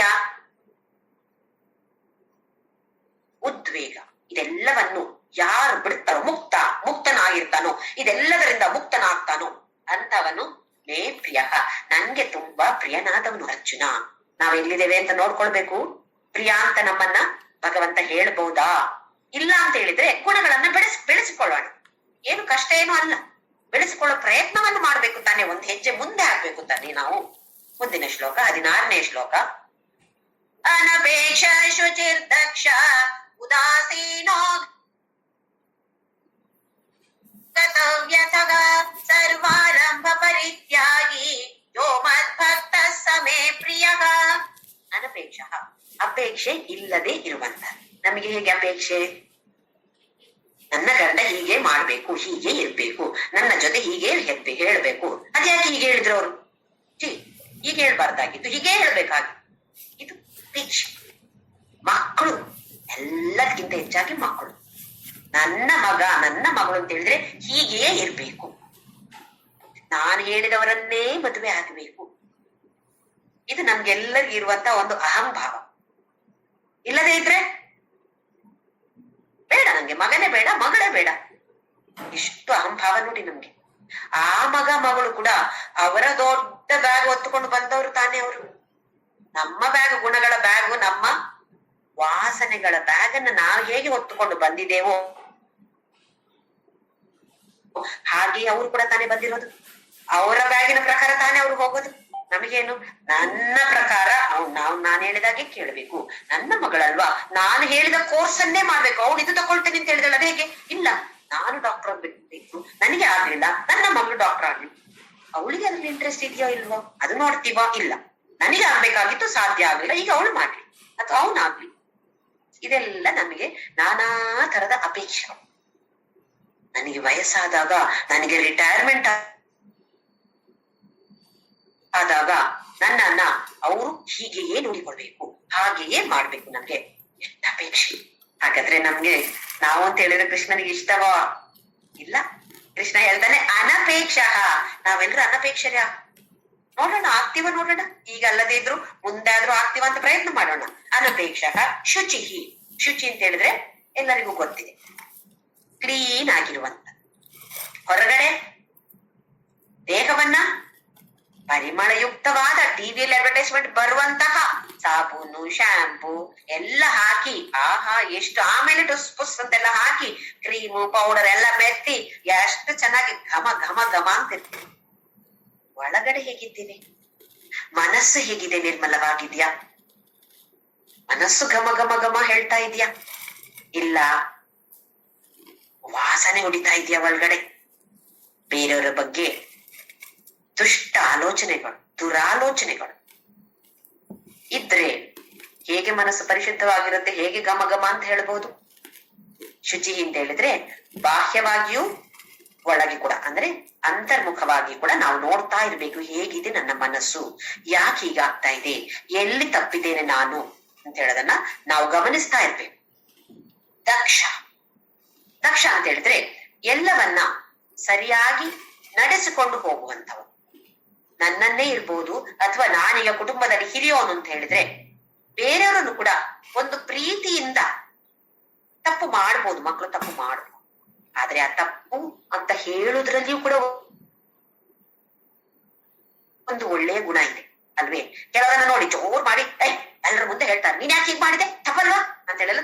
ನಾನಾ ತರದಲ್ಲಿ ಅವ್ರು ಹಾಗೆ ಮಾಡ್ತಾರ ನೋಡು, ಆ ಮಕ್ಳು ನೋಡಿ ಎಷ್ಟ್ ಚೆನ್ನಾಗಿ ಮಾಡ್ತಾರೆ ಅಂತ ಹೇಳಿ ಅವ್ರನ್ನ ಹೋಲಿಸಿ ಅವ್ರ ಜೊತೆ ಹೋಲಿಸಿ ನಿಂದಿಸ್ತಾರೆ. ಅದು ಮಕ್ಕಳ ಮನಸ್ಸು ಸಂಕುಚಿತವಾಗುತ್ತೆ. ಹಾಗಲ್ಲದೆ ಅದಕ್ಕೆ ಹೇಳೋ ಒಂದು ವಿಧಾನ ಇದೆ. ತಪ್ಪನ್ನ ತಿದ್ದೋದು ಕೂಡ ಒಂದು ನ್ಯಾಕ್, ಅದು ಎಲ್ರಿಗೂ ಇರೋದಿಲ್ಲ. ಅದನ್ನ ಬೆಳೆಸಿಕೊಳ್ಳೋ ಪ್ರಯತ್ನವನ್ನ ಮಾಡಬೇಕು. ಇಲ್ಲ ಕೆಲವರಿಗೆ ತಪ್ಪು ಅಂತ ಹೇಳಿದ್ರೆ ಆ ವ್ಯಕ್ತಿ ತಪ್ಪು ಮಾಡದೇ ಇದ್ರು ಕೂಡ ಹುಡುಕಿ ಹುಡುಕಿ ಹುಡುಕಿ ತಪ್ಪು ಹೇಳ್ತಾರೆ, ಮೊಸರಿನಲ್ಲಿ ಕಲ್ಲು ಹುಡುಕ್ತಾರೆ ಅಂತ. ಅಂತ ವ್ಯಕ್ತಿಗಳು ಬೇಕಾದಷ್ಟು ಇರ್ತಾರೆ ನಮ್ಮ ಜೀವನದಲ್ಲಿ. ಎಷ್ಟೇ ಸರಿ ಮಾಡಿ ಏನೋ ಒಂದು ಸಣ್ಣದು ತಪ್ಪಾಯ್ತು ಅಂತ ಹೇಳಿ ಆದ್ರೆ ಅದನ್ನೇ ದೊಡ್ಡ ಮಾಡಿ ಹೇಳ್ತಿರ್ತಾರೆ. ನಾವು ಮಾಡ್ತೇವೆ. ಈಗ ಹೀಗೆ ಊಟಕ್ಕೆಲ್ಲ ಹೋಗ್ತೀವಲ್ಲ, ಹೋದಾಗ 10-50 ಐಟಮ್ ಇರ್ತದೆ ಅಲ್ಲಿ, ಎಲ್ಲ ಭಾರಿ ಒಳ್ಳೇದಿತ್ತು. ಯಾವುದೋ ಒಂದು ಪಲ್ಯದಲ್ಲಿ ಸ್ವಲ್ಪ ಉಪ್ಪು ಜಾಸ್ತಿ ಆಯ್ತು. ನಾವು ಯಾವ್ದನ್ನ ಹೇಳ್ತೇವೆ, ಯಾವ್ದ್ರಲ್ಲಿ ಉಪ್ಪು ಜಾಸ್ತಿ ಆಯ್ತು ಆ ಪಲ್ಯ ನೋಡಿ ಮಾರ್ಯಾರೆ ಒಂದು ಬಾಯಿಗೆ ಹಾಕ್ಲಿಕ್ಕೆ ಆಗ್ಲಿಲ್ಲ ನನ್ಗೆ.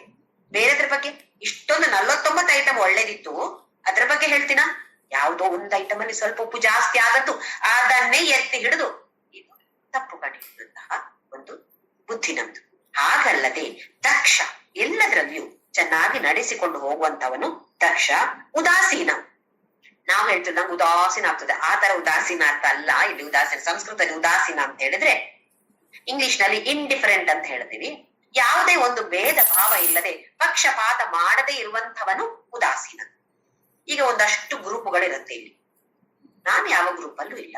ಯಾರು ಸರಿಯೋ ಅವರನ್ನ ಸರಿ ಅಂತ ಹೇಳ್ತೀನಿ ಅಷ್ಟೇ ಹೊರತು ಯಾವ ಗ್ರೂಪ್ ಅಲ್ಲಿಯೂ ನಾನಿಲ್ಲ. ಕೆಲವ್ರೇನು ಯಾವುದೋ ಒಂದು ಗ್ರೂಪ್ ಅನ್ನ ಹಿಡ್ಕೊಂಡು ಅವ್ರು ತಪ್ಪು ಮಾಡಿದ್ರು ಪರವಾಗಿಲ್ಲ, ಅದೇ ಸರಿ, ಬೇರೆಯವ್ರದ್ದೇ ತಪ್ಪು ಅಂತ ಹೇಳಂತ ಇರ್ತಾರೆ. ಅದಲ್ಲ, ಜ್ಞಾನಿ ಆದವನು ಆ ವಿಷಯದಲ್ಲಿ ಉದಾಸೀನಾಗಿರ್ತಾನೆ ಅಂತ ಹೇಳಿದ್ರೆ ಭೇದ ಭಾವ ಇಲ್ಲದೆ ಪಕ್ಷಪಾತ ಮಾಡದೆ ಇರುವಂತವನಾಗಿರ್ತಾನೆ. ಉದಾಸೀನ. ಗತವ್ಯಥ, ವ್ಯಥೆಯಿಂದ ದೂರವಾಗಿರೋದು. ಗತ ಅಂತ ಹೇಳಿದ್ರೆ ದೂರ ಹೋಗುವಂಥದ್ದು. ವ್ಯಥೆ ದುಃಖ, ದುಃಖದಿಂದ ದೂರನಾಗಿರ್ತಾನೆ. ಯಾಕೆ? ಯಾವತ್ತು ಸಂತುಷ್ಟ ಸತತಂ, ಯಾವತ್ತು ತೃಪ್ತಿ ಇದ್ರೆ ದುಃಖ ಎಲ್ಲಿಂದ ಬರುತ್ತೆ? ಹಾಗೆ ಗತವ್ಯತಃ. ಆಮೇಲೆ ಸರ್ವ ಆರಂಭ ಪರಿತ್ಯಾಗಿ, ಹೇಳಿದ್ರೆ ಯಾವ ಕೆಲಸವನ್ನು ಶುರು ಮಾಡೋದಿಲ್ವಾ ಇಲ್ಲಿ ಆರಂಭ ಅಂತ ಹೇಳಿದ್ರೆ ಹಾಗಲ್ಲ. ಯಾವ ಕೆಲಸವನ್ನು ನಾವು ಮಾಡಿದ್ರೆ ಬಂಧನಕ್ಕೆ ಒಳಗಾಗ್ತೇವೋ ಇದು ಆರಂಭ. ಇದನ್ನ ಪರಿತ್ಯಾಗ ಮಾಡ್ತಾನೆ. ಬಂಧನ ಅಂತ ಹೇಳಿದ್ರೆ ಪುಣ್ಯಕರ್ಮವಿರ್ಬೋದು, ಪಾಪಕರ್ಮವೂ ಇರ್ಬೋದು. ಪುಣ್ಯಕರ್ಮ ಅಂತ ಹೇಳಿದ್ರೆ ಮತ್ತೆ ನನಗೇನದು ಚಿನ್ನದ ಸರಪಳಿ, ಪಾಪಕರ್ಮ ಅಂತ ಹೇಳಿದ್ರೆ ಕಬ್ಬಿಣದ ಸರಪಳಿ. ಎರಡು ಸರಪಳಿಯೇ, ಬಂಧನ ಇದೆ ನನ್ಗೆ. ಹಾಗಾದ್ರೆ ಪುಣ್ಯ ಕೆಲಸ ಮಾಡಬಾರ್ದ? ಖಂಡಿತವಾಗಿಯೂ ಮಾಡ್ಬೇಕು. ಪಾಪ ಕೆಲಸ ಮಾಡಬಾರ್ದು. ಆದ್ರೆ ಇದು ನಾನ್ ಮಾಡಿದ್ದು ಅಂತ ಹೇಳುವ ನಾನು ಅಂತ ಇರುತ್ತಲ್ವಾ, ಅದನ್ನ ಬಿಟ್ಟು ಬಿಡ್ಬೇಕಾಗಿರೋದು. ನಾನೇ ಮಾಡಿರೋದು ಅಂತ ಹೇಳೋದನ್ನ ಬಿಟ್ಟು ಬಿಡ್ಬೇಕಾಗಿರೋದು. ಬಿಟ್ರೆ ಬಂಧನ ಇಲ್ಲ. ಇಲ್ಲದೆ ಇದ್ರೆ ಒಳ್ಳೆ ಕಾರ್ಯಕ್ಕೂ ಬಂಧನ ಇದೆ. ನಾನೇ ಈ ಗುಡಿ ಕಟ್ಟಿಸಿದ್ದು, ದೊಡ್ಡ ಸರಪಳಿ, ಚಿನ್ನದ ಸರಪಳಿ. ಸರಪಳಿಯೇ, ಚಿನ್ನದೇ ಆಗಿರ್ಲಿ ಕಬ್ಬಿಣದೇ ಆಗಿರ್ಲಿ, ಮಾಡಿದ ಕೆಲಸದಲ್ಲಿ ನಾನು ಅಂತ ಹೇಳೋದು ಬರದೇ ಇರುವಂತಹದ್ದು. ಸರ್ವ ಆರಂಭ ಪರಿತ್ಯಾಗಿ ಯೋ ಮದ್ಭಕ್ತ ಸಮೇ ಪ್ರಿಯ. ಯಾವ ಭಕ್ತ ಹೀಗೆಲ್ಲ ಮಾಡ್ತಾನೋ ಅಂತಹ ಭಕ್ತ ನನಗೆ ಪ್ರಿಯನಾದವನು ಅರ್ಜುನ. ಮುಂದಿನ ಶ್ಲೋಕ 17ನೇ ಶ್ಲೋಕ. ಯೋ ನ ಹೃಷ್ಯತಿ ನ ದ್ವೇಷ್ಟಿ ನ ಶೋಚತಿ ನ ಕಾಂಕ್ಷತಿ ಶುಭಾಶುಭ ಪರಿತ್ಯಾಗಿ ಭಕ್ತಿಮಾನ್ಯ ಸಮೇ ಪ್ರಿಯ. ಒತ್ತಿ ಹೇಳ್ತಿದ್ದಾನೆ. ಯಹ ನ ಹೃಷ್ಯತಿ, ವಿಪರೀತವಾದ ಸಂತೋಷ ಅಂತ ಹೇಳಿದ್ರೆ ಮತ್ತೆ ತುಂಬಾ ಉದ್ವೇಗ ಆಗ್ಬಿಡತ್ತೆ. ವಿಪರೀತ ಸಂತೋಷ ಆದ್ರೆ ನಮ್ಗೇನು ತಿಳಿಯೋದಿಲ್ಲಲ್ಲ. ಹಾಗೆ ಯಾರು ಅತ್ಯಂತ ಹರ್ಷದಿಂದ ದೂರವಾಗಿರ್ತಾನೋ, ಹಾಗೆಯೇ ನ ದ್ವೇಷ್ಟಿ, ಅದ್ವೇಷ್ಟ ಸರ್ವಭೂತಾನಂತ ಒಂದ್ಸಲ ಹೇಳಿ ಆಗಿದೆ, ಮತ್ತೆ ಹೇಳ್ತಿದ್ದಾನೆ ನ ದ್ವೇಷ್ಟಿ, ದ್ವೇಷಿಸಬಾರದು. ನಾವು ಯಾರಾದ್ರೂ ಒಂದು ತಪ್ಪು ಕೆಲಸ ಮಾಡಿದ್ರೆ ಏನ್ ಮಾಡ್ತೀವಿ? ಆ ವ್ಯಕ್ತಿಯನ್ನ ದ್ವೇಷಿಸ್ತೇನೆ. ಇದು ನಾವು ಮಾಡುವಂತಹ ತಪ್ಪು. ಯಾವುದನ್ನ ದ್ವೇಷಿಸಬೇಕು? ಆ ತಪ್ಪು ಕಾರ್ಯ ನಡೆದಿದೆ ಅಲ್ವಾ, ಆ ತಪ್ಪು ಕಾರ್ಯವನ್ನ ನಾವು ದ್ವೇಷಿಸ್ಬೇಕಷ್ಟೇ ಹೊರತು ಮಾಡಿದ ವ್ಯಕ್ತಿಯನ್ನು ಅಲ್ಲ. ಇದಕ್ಕೊಂದು ಉತ್ತಮವಾದ ಒಂದು ಕಥೆ ಇದೆ, ಅಥವಾ ನಡೆದ ಘಟನೆ ಅಂತ ಹೇಳುದು. ರಾಮಾಯಣ ಇದು ವೇದವ್ಯಾಸರು ಬರೆದಂತಹ ರಾಮಾಯಣ. ಕೆಲವರಿಗೆ ಆಶ್ಚರ್ಯ ಆಗ್ಬೋದು, ವೇದವ್ಯಾಸರು ಮಹಾಭಾರತ ಅಲ್ವಾ ಬರ್ತಿತ್ತು? ವೇದವ್ಯಾಸರು ರಾಮಾಯಣ ಕೂಡ ಬರ್ತಿದ್ದಾರೆ. ವೇದವ್ಯಾಸರ ರಾಮಾಯಣದಲ್ಲಿ ಬರುವಂತಹ ಒಂದು ಘಟನೆ ಇದು. ರಾಮ ಲಂಕೆಗೆ ಹೋಗ್ಬೇಕಿದ್ರೆ ಮೊದಲು ಸೇತುವೆ, ಸಾಗರದಲ್ಲಿ ಸೇತುವೆ ಕಟ್ಟೋ ಮೊದಲು ಶಿವಲಿಂಗವನ್ನ ಪೂಜಿಸ್ಬೇಕು ಅಂತೇಳಿ ಆಸೆ ಪಡ್ತಾನೆ. ಮರಳಿನಲ್ಲಿ ಶಿವಲಿಂಗ ಮಾಡ್ತಾನೆ. ಪೂಜೆ ಮಾಡ್ಬೇಕಿದ್ರೆ, ಶಿವನ ಪೂಜೆ ಮಾಡ್ಬೇಕಿದ್ರೆ ಯಾರು ಅತ್ಯಂತ ಒಳ್ಳೆಯ ಪುರೋಹಿತರು ಅಂತ ಆಲೋಚನೆ ಮಾಡ್ತಾನೆ. ಮಾಡಿದಾಗ ಅತ್ಯಂತ ಶಿವ ಭಕ್ತ ಯಾರಿದ್ದಾನೋ ಅವನೇ ಶಿವನ ಪೂಜೆ ಮಾಡ್ಲಿಕ್ಕೆ ಯೋಗ್ಯ ಅಂತ ತಿಳಿದುಕೊಳ್ತಾನೆ. ಅವನ ಮನಸ್ಸಿಗೆ ಬರೋದು ಶಿವನಿಗೆ ಅತ್ಯಂತ ಪ್ರೀತಿಯ ಭಕ್ತ ಅಂತ ಹೇಳಿದ್ರೆ ಒಬ್ಬನೇ ಒಬ್ಬ ವ್ಯಕ್ತಿ ಅವನ ಮನಸ್ಸಿಗೆ ಬರ್ತಾನೆ. ಯಾರು ಹೇಳಿ? ರಾವಣ. ರಾವಣನೇ ಈ ಪೂಜೆ ಮಾಡಕ್ಕೆ ಯೋಗ್ಯ ಅಂತ ರಾಮ ನಿಶ್ಚಯ ಮಾಡ್ತಾನೆ. ಹಾಗೆಯೇ ರಾವಣನ್ನ ವರ ಮಾಡ್ತಾನೆ. ಅಲ್ಲಿ ಹೋಗಿ ರಾವಣನಿಗೆ ತಿಳಿಸ್ತಾರೆ, ರಾಮ ನೀನು ಬಂದು ಶಿವನ ಪೂಜೆ ಮಾಡಬೇಕು ಅಂತ ಹೇಳಿ ರಾಮ ಆಸೆ ಪಡ್ತಿದ್ದಾನೆ ಅಂತ ಹೇಳಿದ್ರೆ ರಾವಣನಿಗೆ ಅತ್ಯಂತ ಸಂತೋಷ ಆಗ್ತಿದೆ. ಯಾಕೆ? ನಾನು ಶಿವಭಕ್ತ ಅಂತ ರಾಮ ಹೇಳಿದ್ನಾ? ಓಹೋ, ಎಷ್ಟು ಖುಷಿ ನನ್ಗೆ, ಬರ್ತೇನೆ ಅಂತ ಹೇಳಿ ಬಂದೇ ಬಿಟ್ಟ ಅಂತೆ ಅವನು ರಾವಣ. ಯಾಕೆ? ಶಿವನ ಪೂಜೆ ಮಾಡಕ್ಕೋಸ್ಕರ. ಇಲ್ಲಿ ಪೂಜೆ ಮಾಡ್ಲಿಕ್ಕೆ ಹೊರಟಾಗ ಹೆಂಡತಿ ಜೊತೆ ಇರ್ಬೇಕು ತಾನೆ ರಾಮನಿಗೆ. ಹೆಂಡತಿ ಮರಣಿಸಿದ್ರೆ ಮಾತ್ರ ಆ ತರದ ಪೂಜೆಗೆ ಪತ್ನಿ ಅಗತ್ಯ ಇಲ್ಲ, ಇಲ್ಲದಿದ್ರೆ ಪತ್ನಿ ಅಗತ್ಯ. ಪತ್ನಿ ಜೀವಂತವಾಗಿದ್ದಾಳೋ ಪೂಜೆ ಮಾಡ್ಬೇಕಿದ್ರೆ ಗಂಡನಿಗೆ ಹೆಂಡತಿ ಅಗತ್ಯ. ರಾವಣ ಹೇಳ್ತಂತೆ, ಹೇಗೆ ಪೂಜೆ ಮಾಡೋದು? ಸೀತೆ ಬೇಕಲ್ವಾ? ಆಗ ರಾಮ ಹೇಳ್ದಂತೆ ರಾವಣನ ಹತ್ರ, ಹೌದು ಸೀತೆ ಬೇಕಲ್ವಾ? ಓಹೋ, ಹಾಗಾದ್ರೆ ಸೀತೆಯನ್ನು ಕರ್ಕೊಂಡ್ ಬರೋಣ ಅಂತೇಳಿ ರಾವಣ ಅದಕ್ಕೆ ಹೋಗ್ತಾನಂತೆ. ಯಾಕೆ? ಪೂಜೆ ಮಾಡಿಸ್ಬೇಕು ತಾನೇ ಅವನು. ಹಾಗೆ ಸೀತೆಯನ್ನ ಕರ್ಕೊಂಡ್ ಬಂದ್ರಂತೆ. ರಾಮ ಮತ್ತೆ ಸೀತೆ ಕೂತು ಶಿವನ ಪೂಜೆ ಮಾಡ್ತಾರೆ. ಪುರೋಹಿತ ಯಾರು? ರಾವಣ. ನೋಡಿ, ರಾವಣಾಸುರ ಅಲ್ಲಿ ಪುರೋಹಿತನಾಗಿ ಶಿವಲಿಂಗಕ್ಕೆ ಅತ್ಯಂತ ಭಕ್ತಿಯಿಂದ ಪೂಜೆ ಮಾಡ್ತಾನೆ. ಯಾತಕ್ಕೋಸ್ಕರ ಅಂತ ಅವನಿಗೆ ಗೊತ್ತಿದೆ. ನನ್ನ ಜೊತೆ ಯುದ್ಧ ಮಾಡ್ಲಿಕ್ಕೋಸ್ಕರ ರಾಮ ಈ ಪೂಜೆ ಮಾಡ್ತಾ ಇರೋದು. ಆದ್ರೂ ನಾನ್ ಮಾಡಲ್ಲ ಈ ಪೂಜೆ ಅಂತ ಹೇಳಿಲ್ಲ ಅವನು. ಬಂದು ಪೂಜೆ ಮಾಡಿದ. ಯಾಕೆ? ಶಿವನ ಮೇಲೆ ಅತ್ಯಂತ ಭಕ್ತಿ. ಪೂಜೆ ಮಾಡಿ ಪುರೋಹಿತನಿಗೆ ದಕ್ಷಿಣೆ ಕೊಡ್ಬೇಕು ತಾನೆ. ದಕ್ಷಿಣೆ ಕೊಡ್ಬೇಕು ಅಂತ ರಾಮ ಹೇಳಿದಾಗ ರಾವಣ ಹೇಳಿದಂತೆ, ಅಯ್ಯೋ ಇಲ್ಲಪ್ಪ, ನಿನ್ನ ಕೈಯಿಂದ ದಕ್ಷಿಣ ತಗೊಳ್ಳೋದ ಸಾಧ್ಯನೇ ಇಲ್ಲ. ಆಗ ರಾಮ ಹೇಳಿದ, ದಕ್ಷಿಣೆ ಕೊಡದೇ ಇದ್ರೆ ನನಗೆ ಅದು ಫಲಕಾರಿ ಆಗೋದೇ ಇಲ್ವಲ್ಲ. ಓ, ರಾವಣ ಹೇಳಿದ, ಹೌದು ಅದು ಹೌದು, ಆದ್ರೆ ನಿನ್ನ ಕೈಯಿಂದ ನಾನು ಯಾವುದನ್ನು ಆತರ ಸ್ವೀಕಾರ ಮಾಡೋ ಹಾಗಿಲ್ಲ. ಆದ್ರೆ ಒಂದೇ ಒಂದು ನಾನು ಕೇಳುವಂತದ್ದು, ನನಗೆ ಮೋಕ್ಷವನ್ನ ಕೊಡು, ನನಗೆ ಮುಕ್ತಿ ಕೊಡು ಅಂತ ಹೇಳ್ದಂತೆ ರಾವಣ. ತಥಾಸ್ತು ಅಂತ ಎಷ್ಟು ಪ್ರೀತಿಯಿಂದ ತಥಾಸ್ತು ಅಂತ ರಾಮ ಹೇಳ್ತಾನೆ ಅಲ್ಲಿ. ನೋಡಿ, ಯುದ್ಧ ನಡಿಬೇಕಾಗಿದ್ದದ್ದು ಒಂದೇ ಒಂದು ತಪ್ಪಿಗೋಸ್ಕರ ರಾವಣ ತನ್ನ ಭಾರ್ಯೆಯಾದ ಸೀತೆಯನ್ನ ಅಪಹರಣ ಮಾಡಿದಾನೆ. ಅದಕ್ಕೋಸ್ಕರ ಯುದ್ಧ ಮಾಡುವಂತ. ಹಾಗೆ ಅಂತ ಹೇಳಿ ರಾವಣನ ಮೇಲೆ ಯಾವ ದ್ವೇಷವನ್ನು ರಾಮ ಇಟ್ಕೊಂಡಿಲ್ಲ. ಮತ್ತೆ ಅಲ್ಲಿ ಯುದ್ಧಕ್ಕೆ ಹೋದಾಗ ಕೂಡ ಹೇಳ್ತಾನೆ, ಸೀತೆಯನ್ನ ಕೊಡು, ನನಗೆ ಯುದ್ಧ ಮಾಡೋದನ್ನ ಬಿಟ್ಬಿಡೋಣ ಅಂತ ಹೇಳಿ. ಅದಕ್ಕೆ ಯಾವಾಗ ಕೇಳೋದಿಲ್ವೋ ಅವಾಗ ಮಾತ್ರ ಅಲ್ಲಿ ಹಿಂಸೆಯನ್ನ ಉಪಯೋಗಿಸ್ಬೇಕಾಯಿತು ಶ್ರೀರಾಮನಿಗೆ. ಹಾಗೆ ರಾವಣನಿಗೂ ಕೂಡ ಹೇಳ್ಬೋದಾಗಿ, ನಾನ್ ಬರೋದಿಲ್ಲ, ನನ್ನನ್ನು ಕೊಲ್ಲದಕ್ಕಲ್ವಾ ನೀನು ಶಿವ ಪೂಜೆ ಮಾಡೋದು, ನಾನ್ ಬರೋದಿಲ್ಲ, ಅದನ್ನೂ ಹೇಳಿಲ್ಲ. ನೋಡಿ ಯಾವ ತರದ ಮನುಷ್ಯರಿದ್ರು ಅವಾಗ. ನಮಗೆ ಇದು ಸಾಧ್ಯವೇ? ನಾವು ಏನ್ ಮಾಡ್ತೀವಿ? ವ್ಯಕ್ತಿಯನ್ನ ದ್ವೇಷಿಸ್ತೇವೆ. ಯಾವುದೋ ಒಂದು ತಪ್ಪು ಕೆಲಸ ಯಾವ ವ್ಯಕ್ತಿ ಮಾಡಿದ್ದಾರೋ ಆ ವ್ಯಕ್ತಿಯನ್ನ ದ್ವೇಷಿಸ್ತೇವೆ ಹೊರತು ಆ ಕಾರ್ಯವನ್ನ ನಾವು ದ್ವೇಷಿಸೋದಿಲ್ಲ.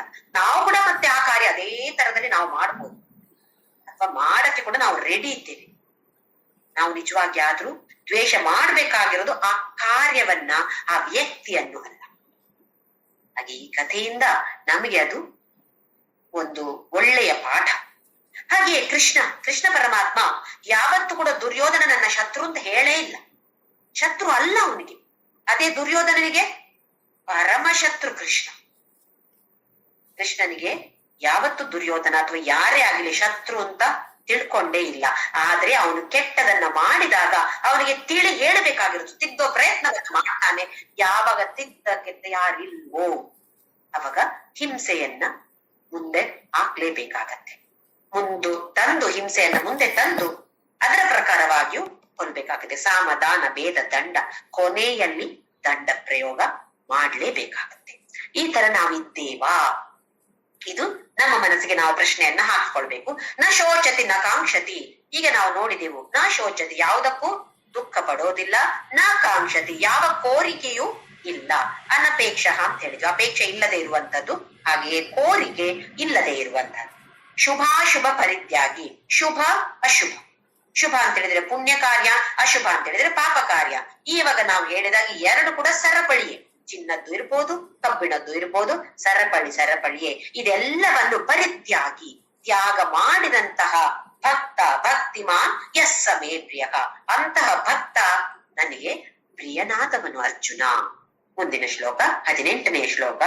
ಸಮಶತ್ರೌ ಚ ಮಿತ್ರೇ ಚ ತಥಾ ಮಾನಾಪಮಾನಯೋಃ ಶೀತೋಷ್ಣ ಸುಖ ದುಃಖೇಷು ಸಮಸಂಗ ವಿವರ್ಜಿತಃ. ಯಾರು ಶತ್ರು ಮತ್ತೆ ಮಿತ್ರರಲ್ಲಿ ಸಮಾನವಾಗಿರ್ತಾರೋ ನೋಡಿ. ಇವಾಗ ಕೃಷ್ಣನ ಬಗ್ಗೆ ಹೇಳಿದೆವು. ದುರ್ಯೋಧನ ಅಂತ ಹೇಳಿದ್ರೆ ಅವನು ಪ್ರಿಯನೇ, ಅರ್ಜುನ ಅಂತ ಹೇಳಿದ್ರೆ ಅವನು ಪ್ರಿಯನೇ. ತಪ್ಪು ಯಾರು ಮಾಡ್ತಾರೋ ಅವರನ್ನ ತಿದ್ದುವಂತದ್ದು. ಸಮಃ ಶತ್ರೌ ಚ ಮಿತ್ರೇ ಚ. ಮಿತ್ರನಿರ್ಲಿ ಶತ್ರು ಇರ್ಲಿ ಎಲ್ಲರೂ ಸಮಾನರು, ಅಂದ್ರೆ ಯಾರಿಗೂ ಭೇದ ಭಾವ ಇಲ್ಲ.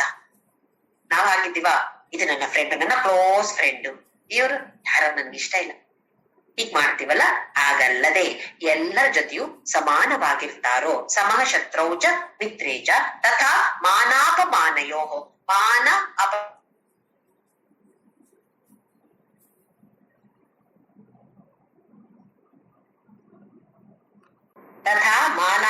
ತಥಾ ಮಾನಾಪಮಾನಯೋ.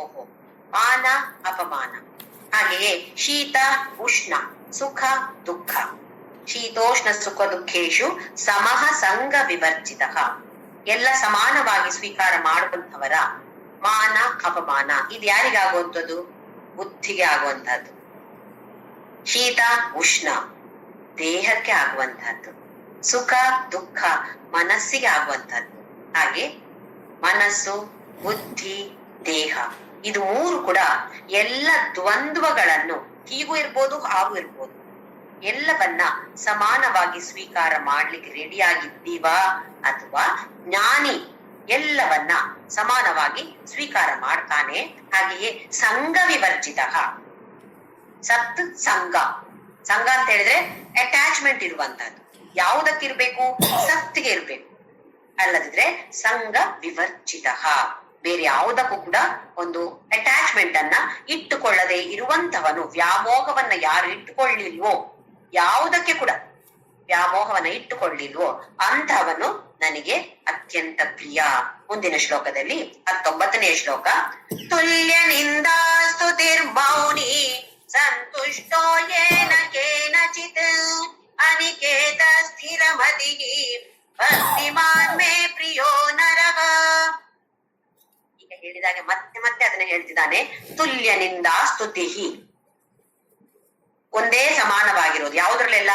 ಯಾರಾದ್ರೂ ಹೊಗಳಿದ್ರು ಸ್ತುತಿ, ನಿಂದ. ಯಾರಾದ್ರೂ ಹೊಗಳಿದ್ರು, ಯಾರಾದ್ರೂ ತೆಗಳಿದ್ರು, ಅದರಲ್ಲಿ ತುಲ್ಯ ಅತುಲ ಸಮಾನವಾಗಿರುವಂತದ್ದು. ತುಲನೆ ಮಾಡದೆ ಇದು ಹೀಗೆ ಅದು ಹೀಗೆ ಅಂತ ತುಲನೆ ಮಾಡದೆ ಇರುವಂತವನು, ಅಥವಾ ಸಮಾನವಾಗಿ ಸ್ವೀಕಾರ ಮಾಡುವಂತವನು ಮೌನಿ. ಮೌನಿ ಅಂತ ಹೇಳಿದ್ರೆ ಕೆಲವರು ಮೌನ ವ್ರತ ಮಾಡ್ತಾರೆ, ಮಾತಾಡೋದೇ ಇಲ್ಲ. ಎಲ್ಲ ಕೈ ಸನ್ನೆಯಲ್ಲಿ ಮಾಡ್ತಾರೆ, ಎಲ್ಲ ಕೆಲವರು ಬರೆದು ಕೊಡ್ತಾರೆ. ಇದು ಮೌನಿ ಅಂತ ಹೇಳಿದ್ರೆ ಹಾಗಲ್ಲ, ಒಳಗೆ ಮೌನವಾಗಿರುವಂತಹದ್ದು. ಹೊರಗಡೆ ಮಾತಾಡ್ತಾ ಇದ್ರು ಒಳಗಡೆ ಶಾಂತವಾಗಿರುವಂತಹದ್ದು. ಇದು ನಾವ್ ಹೇಗಿದ್ದೇವೆ, ಹೊರಗಡೆ ಮಾತಾಡೋದಿಲ್ಲ, ಒಳಗಡೆ ಅಪ್ಪ ಎಷ್ಟೆಲ್ಲ ಆ ಕಡೆ ಈ ಕಡೆ ಆಗ್ತಾ ಇರುತ್ತೆ. ಹಾಗಲ್ಲ, ಮನಸ್ಸು ಪ್ರಶಾಂತವಾಗಿರೋದು ಅಂದ್ರೆ ಮೇಲೆ ಕೆಳಗಡೆ ಇಲ್ಲದೆ ಇರುವಂತದ್ದು ಇದು ಮೌನಿ. ಮೌನಿ ಸಂತುಷ್ಟೋ ಏನ ಕೇನಚಿತ್, ಏನೋ ಒಂದು ಸ್ವಲ್ಪ ಕೊಟ್ರೆ ಕೂಡ ಭಾರಿ ಸಂತುಷ್ಟನಾಗ್ತಾನೆ. ಯಾಕೆ? ಅವನು ಯಾವಾಗ್ಲೂ ಸಂತುಷ್ಟವಲ್ಲ, ಸಂತುಷ್ಟ ಸತತಂ ಯೋಗಿ ಅಂತ ಹೇಳಿದ್ದಾರೆ. ನಮಗೆ ಹೇಗೆ, ಯಾರಾದ್ರೂ ಏನಾದ್ರೂ ಕೊಟ್ರೆ ಭಾರಿ ಸಂತೋಷ, ಆಮೇಲೆ ಅದು ಪುನಃ ಹೋಯ್ತು ಅಂತ ಅನ್ಕೊಳ್ಳಿ, ಮತ್ತೆ ದುಃಖ. ಸಣ್ಣ ಪುಟ್ಟದ್ರಲ್ಲಿ ನಮ್ಗೆ ಸಂತೋಷ ಸಿಗೋದಿಲ್ಲ. ಎಷ್ಟೊಂದು ಸಣ್ಣ ಪುಟ್ಟ ವಿಚಾರಗಳು ನಮ್ಮ ದೈನಂದಿನ ಜೀವನದಲ್ಲಿ, ಎಷ್ಟೊಂದು ಸಣ್ಣ ಪುಟ್ಟ ವಿಚಾರಗಳನ್ನು ಗಮನಿಸಿದ್ರೆ ಸಂತೋಷ ಕೊಡ್ತಾವೆ ನಮ್ಗೆ. ಆದ್ರೆ ನಮ್ಗೇನು, ಯಾವುದೋ ದೊಡ್ಡದು ಬಂದ್ರೆ ಮಾತ್ರ ಸಂತೋಷ. ಆ ಸಂತೋಷಕ್ಕಾಗಿ ಕಾಯ್ತಾ ಇರ್ತೇವೆ. ಈ ದಿನ ನಡೆಯುವಂತಹ ಸಣ್ಣ ಪುಟ್ಟ ಚಟುವಟಿಕೆಗಳಲ್ಲಿ ಕೂಡ ನಾನಾ ತರದ ಸಂತೋಷ ಸಿಗತ್ತೆ. ಅದನ್ನ ನಮ್ಗೆ ಗಮನಿಸ್ಲಿಕ್ಕೆ ನಮ್ಗೆ ಪುರ್ಸೊತ್ತಿರುವುದಿಲ್ಲ. ಹಾಗಾಗದೆ ಇವನು ಸಂತುಷ್ಟೋ ಏನ ಕೇನಚಿತ್, ಏನೋ ಒಂದ್ ಸ್ವಲ್ಪ ಇದ್ರು ಕೂಡ ಭಾರಿ ಸಂತುಷ್ಟನಾಗ್ತಾನೆ. ಅನಿಕೇತಃ, ಮನೆ ಇಲ್ಲದೆ ಇರುವ ಅಂದ್ರೆ ಏನು? ಮನೆ ಇಲ್ಲದವ್ರನ್ನು ಸಂತೋಷವಾಗಿರ್ತಾರಂತೆ. ಎಷ್ಟು ಚೆನ್ನಾಗಿದೆ ಅಲ್ಲ ಇದು. ಹಾಗಾದ್ರೆ ನಮ್ಗೆಲ್ಲ ಮನೆ ಬೇಡ. ಹಾಗಲ್ಲ, ಇಲ್ಲಿ ಗೃಹಸ್ಥನಾಗಿ ಇಲ್ಲದೆ ಇರುವಂತವನು. ಮತ್ತೆ ನಮ್ಗೆ ಸಂಶಯ ಬರುತ್ತೆ, ಹಾಗಾದ್ರೆ ನಾವು ಗೃಹಸ್ಥರಲ್ವೇ? ಈಗ ನಮಗೆ ಸಂತೋಷ ಇಲ್ವಾ? ಹಾಗಾದ್ರೆ ನಮ್ಗೆ ಮೋಕ್ಷ ಇಲ್ವಾ? ಅದು ಅಲ್ಲ. ಇಲ್ಲಿ ಮತ್ತೆ ಗೃಹಸ್ಥ ಅಂತ ಹೇಳಿದ್ರೆ ಒಂದು ಮನೆಗೆ ಇರ್ಬೋದು, ಅಥವಾ ಯಾವುದೋ ಒಂದು ವಿಚಾರಕ್ಕೆ ಬಂಧನವಾಗಿರೋದು, ಬಂಧಿಸಿರ್ತದೆ ನಮ್ಮನ್ನು. ಅಂದ್ರೆ ಈಗ ಒಬ್ಬ ಸನ್ಯಾಸಿ ಭಿಕ್ಷೆ ಬಿಡ್ತಾನೆ ಅಂತ ಅನ್ಕೊಳ್ಳಿ. ಅವನು ಏನು ಕೇಳ್ತಾನೆ ಅಲ್ಲಿಗೆ? ಭವತಿ ಭಿಕ್ಷಾಂ ದೇಹಿ ಅಂತ ಹೇಳ್ತಾನೆ. ಅವನು ಹೋಗಿ ಭವತಿ ಪೂರಿ ದೇಹಿ ಅಂತ ಹೇಳ್ತಾನ? ಹೇಳ್ಬೋದ ಅವನು? ಭವತಿ ಪೂರಿ ದೇಹಿ ಅಂತ ಹೇಳಿದ್ರೆ ಆ ಮನೆಯೊಳಗೆ ಬಂದ ಪೂರಿಯ ನಿಂಗೆ ಇದಿದೆ ತಗೊಂಡು ಹೋಗ್ಬೇಕಿದ್ರೆ ಅಂತ ಹೇಳಲ್ವಾ? ಭವತಿ ಭಿಕ್ಷಾಂ ದೇಹಿ ಅಂತ ಮಾತ್ರ ಹೇಳಕ್ ಸಾಧ್ಯ ಒಬ್ಬ ಸನ್ಯಾಸಿ. ಇದೇ ಬೇಕು ಅದೇ ಬೇಕು ಅಂತ ಕೇಳೋ ಹಾಗಿಲ್ಲ. ಹಾಗೆಯೇ ನಮಗೆ ಕೂಡ ಹೀಗೇ ಬೇಕು ಹಾಗೇ ಇರ್ಬೇಕು ಅಂತೇಳಿ ನಾವು ಗೃಹಸ್ಥರಾದ ಇಲ್ಲ. ಹೀಗೂ ಆಗ್ಬೋದು ಹಾಗೂ ಆಗ್ಬೋದು. ಸಂತುಷ್ಟೋ ಏನಕ್ಕೆ, ಏನೋ ಒಂದ್ ಚಿಕ್ಕ ಪುಟ್ಟದಿದ್ರು ಕೂಡ ಸಂತೋಷವಾಗಿರ್ತೇನೆ. ಇದೇ ಬೇಕು ಅದೇ ಬೇಕು ಅಂತ ಇಲ್ಲದೆ ಇರುವಂತದ್ದು ಅನಿಕೇತಃ. ಸ್ಥಿರಮತಿ, ಮನಸ್ಸು ಸ್ಥಿರವಾಗಿರುವಂತದ್ದು, ಬುದ್ಧಿ ಸ್ಥಿರವಾಗಿರುವಂತದ್ದು. ಅಂತಹ ಭಕ್ತಿಮಾನ್, ಯಾರು ಭಕ್ತಿ ಮಾತ್ರ ಬೇಕು, ಪ್ರೀತಿ ಮಾತ್ರ ಬೇಕು ಭಗವಂತ ಅಂದ್ರೆ. ಸುಮ್ನೆ ಏನೋ ಒಂದು ನನಗೆ ಈ ಕೆಲಸ ನಡೆಸಿದ್ರೆ ಈಗ ಮಾಡ್ತೀನಿ ಭಗವಂತ ಅಂತ ಹೇಳಿ ಅಲ್ಲ. ಭಗವಂತನ ಮೇಲೆ ಪ್ರೀತಿಯಿಂದ ಮಾಡುವಂತಹ ಯಾವುದೇ ಕೆಲಸವಾದ್ರೂ ಕೂಡ ಭಗವಂತನಿಗೆ ಪ್ರೀತಿ ಆಗತ್ತೆ ನಮ್ಮ ಮೇಲೆ. ಭಕ್ತಿಮಾನ್ಮೇ ಪ್ರಿಯೋ ನರಹ, ಯಾರು ಈ ತರ ಇರ್ತಾರೋ ಅಂತಹ ಮನುಷ್ಯರು ನನಗೆ ತುಂಬಾ ಪ್ರೀತಿ. ಕೊನೆಯ ಶ್ಲೋಕ, ಏತು ಧರ್ಮ್ಯಾಮೃತಮಿದ ಯಥೋಕ್ತಂ ಪರ್ಯುಪಾಸತೆ ಶ್ರದ್ಧಾನ ಮತ್ಪರಮ ಭಕ್ತಾಸ್ತೆ ತೀವ ಮೇ ಪ್ರಿಯಾಗ. ಅತೀವ ಪ್ರಿಯ ಅಂತ ಹೇಳಿದ್ರೆ ಯಾರು ನಂಗೆ ಅಂತ ಭಗವಂತ ಹೇಳ್ತಾನೆ. ಏತು ಧರ್ಮ್ಯಾಮೃತಮಿದಂ, ಇವಾಗ ಹೇಳಿರೋದೇನಿದು? ಧರ್ಮ ಅಮೃತ. ಈ ಭಕ್ತಿ ಯೋಗ ಅಂತ ಹೇಳುದು ಅಮೃತ, ವೇದ ಸಾರ ಇದು. ಇದನ್ನ ತಿಳಿದುಕೊಂಡು ಈ ಅಮೃತವನ್ನ ಯಾರು ಸ್ವೀಕಾರ ಮಾಡಿ ಇದಂ ಯಥೋಕ್ತಂ, ನಾನ್ ಹೇಗೆ ಹೇಳಿದೇನೋ ಆ ತರ ಪರ್ಯುಪಾಸತೆ, ಆ ತರ ಉಪಾಸನೆ ಮಾಡ್ತಾರೋ. ಧರ್ಮ ಅಂತ ಹೇಳಿದ್ರೆ ಇಲ್ಲಿ ಈ ವೇದ ಸಾರ, ಇದನ್ನು ನಾನು ಹೇಳಿದ ರೀತಿಯಲ್ಲಿ ಯಾರು ಉಪಾಸನೆ ಮಾಡ್ತಾರೋ, ಶ್ರದ್ಧಾನ ಮತ್ ಪರಮ, ನನ್ನ ಮೇಲೆ ಶ್ರದ್ಧೆಯಿಂದ, ಇದರ ಫಲ ಏನು ಸಿಗುತ್ತೋ ಅದರ ಮೇಲೆಯೂ ಶ್ರದ್ಧೆ ಇದೆ, ಯಾರಿಗೆ ಮಾಡ್ತಾರೋ ಭಕ್ತಾಹ ತೇ ಅತೀವ, ಅತ್ಯಂತ ಪ್ರೀತಿಯಾದ ಭಕ್ತ ನನ್ಗೆ, ಅಥವಾ ನನ್ನ ಪರಮ ಪ್ರಿಯ ಭಕ್ತ ಅಂತ ಹೇಳಿದ್ರೆ ಇವನೇ. ಯಾರದು? 5ನೇ ಮೆಟ್ಟಿಲು ದಾಟಿದಂತಹ ಜ್ಞಾನಿ ಅಥವಾ ಯೋಗಿ. ಎಲ್ಲ ಮೆಟ್ಟಿಲು, ಕರ್ಮಯೋಗ, ಉಪಾಸನ ಯೋಗ, ಜ್ಞಾನ ಯೋಗ ಎಲ್ಲವನ್ನು ಮಾಡಿ ಎಲ್ಲವನ್ನು ತಿಳಿದುಕೊಂಡಂತಹ ಜ್ಞಾನಿ ಯೋಗಿ ನನ್ನ ಪರಮ ಭಕ್ತ ಅಂತ ಭಗವಂತ ಇಲ್ಲಿ ಹೇಳಿದ್ದಾನೆ. ಹಾಗೆಯೇ ನಾಮಸ್ಮರಣೆ ಯಾರು ಮಾಡ್ತಾರೋ, ಸುಮ್ಮನೆ ಮೆಕ್ಯಾನಿಕಲ್ ಆಗಿ ಮಾಡುವಂಥದ್ದಲ್ಲ, ಅದು ಕೂಡ ಒಳ್ಳೇದೇ. ಆದ್ರೆ ಮಾಡಿ ಮಾಡಿ ಮುಂದೆ ಹೋಗುವಾಗ ಭಗವಂತನ ಗುಣಗಳನ್ನ ಜ್ಞಾಪಕಕ್ಕೆ ತಂದುಕೊಂಡು ಅತ್ಯಂತ ಶ್ರದ್ಧೆಯಿಂದ ಅತ್ಯಂತ ಪ್ರೀತಿಯಿಂದ ನಾಮಸ್ಮರಣೆಯನ್ನ ಮಾಡಿದ್ರೆ ರಾಕೆಟ್ ಹಾಗೆ ನಾವು ಮೇಲೆ ಹೋಗ್ಬೋದು ಅಂತ ಹೇಳಿದ್ದಾರೆ ನನ್ನ ಗುರು. ಹಾಗೆ ಎಲ್ರು ಕೂಡ ಈ ಒಂದು ಮಾತಿನ ಮೇಲೆ ಶ್ರದ್ಧೆಯನ್ನ ಇಟ್ಟುಕೊಂಡು ನಮಗೆ ಅತ್ಯಂತ ಸುಲಭವಾದದ್ದು ಅಂತ ಹೇಳಿದ್ರೆ ನಾಮಸ್ಮರಣೆ ಮಾಡುವಂತ. ಹಾಗೆ ಎಲ್ರು ಕೂಡ ಅತ್ಯಂತ ಪ್ರೀತಿಯಿಂದ ಅತ್ಯಂತ ಶ್ರದ್ಧೆಯಿಂದ ನಾಮಸ್ಮರಣೆ ಮಾಡಿ ರಾಕೆಟಿನ ಹಾಗೆ ಯಾಕೆ ಮೋಕ್ಷವನ್ನ ಸಂಪಾದನೆ ಮಾಡಬಾರದು. ಓಂ ಶ್ರೀರಾಮ್ ಜಯ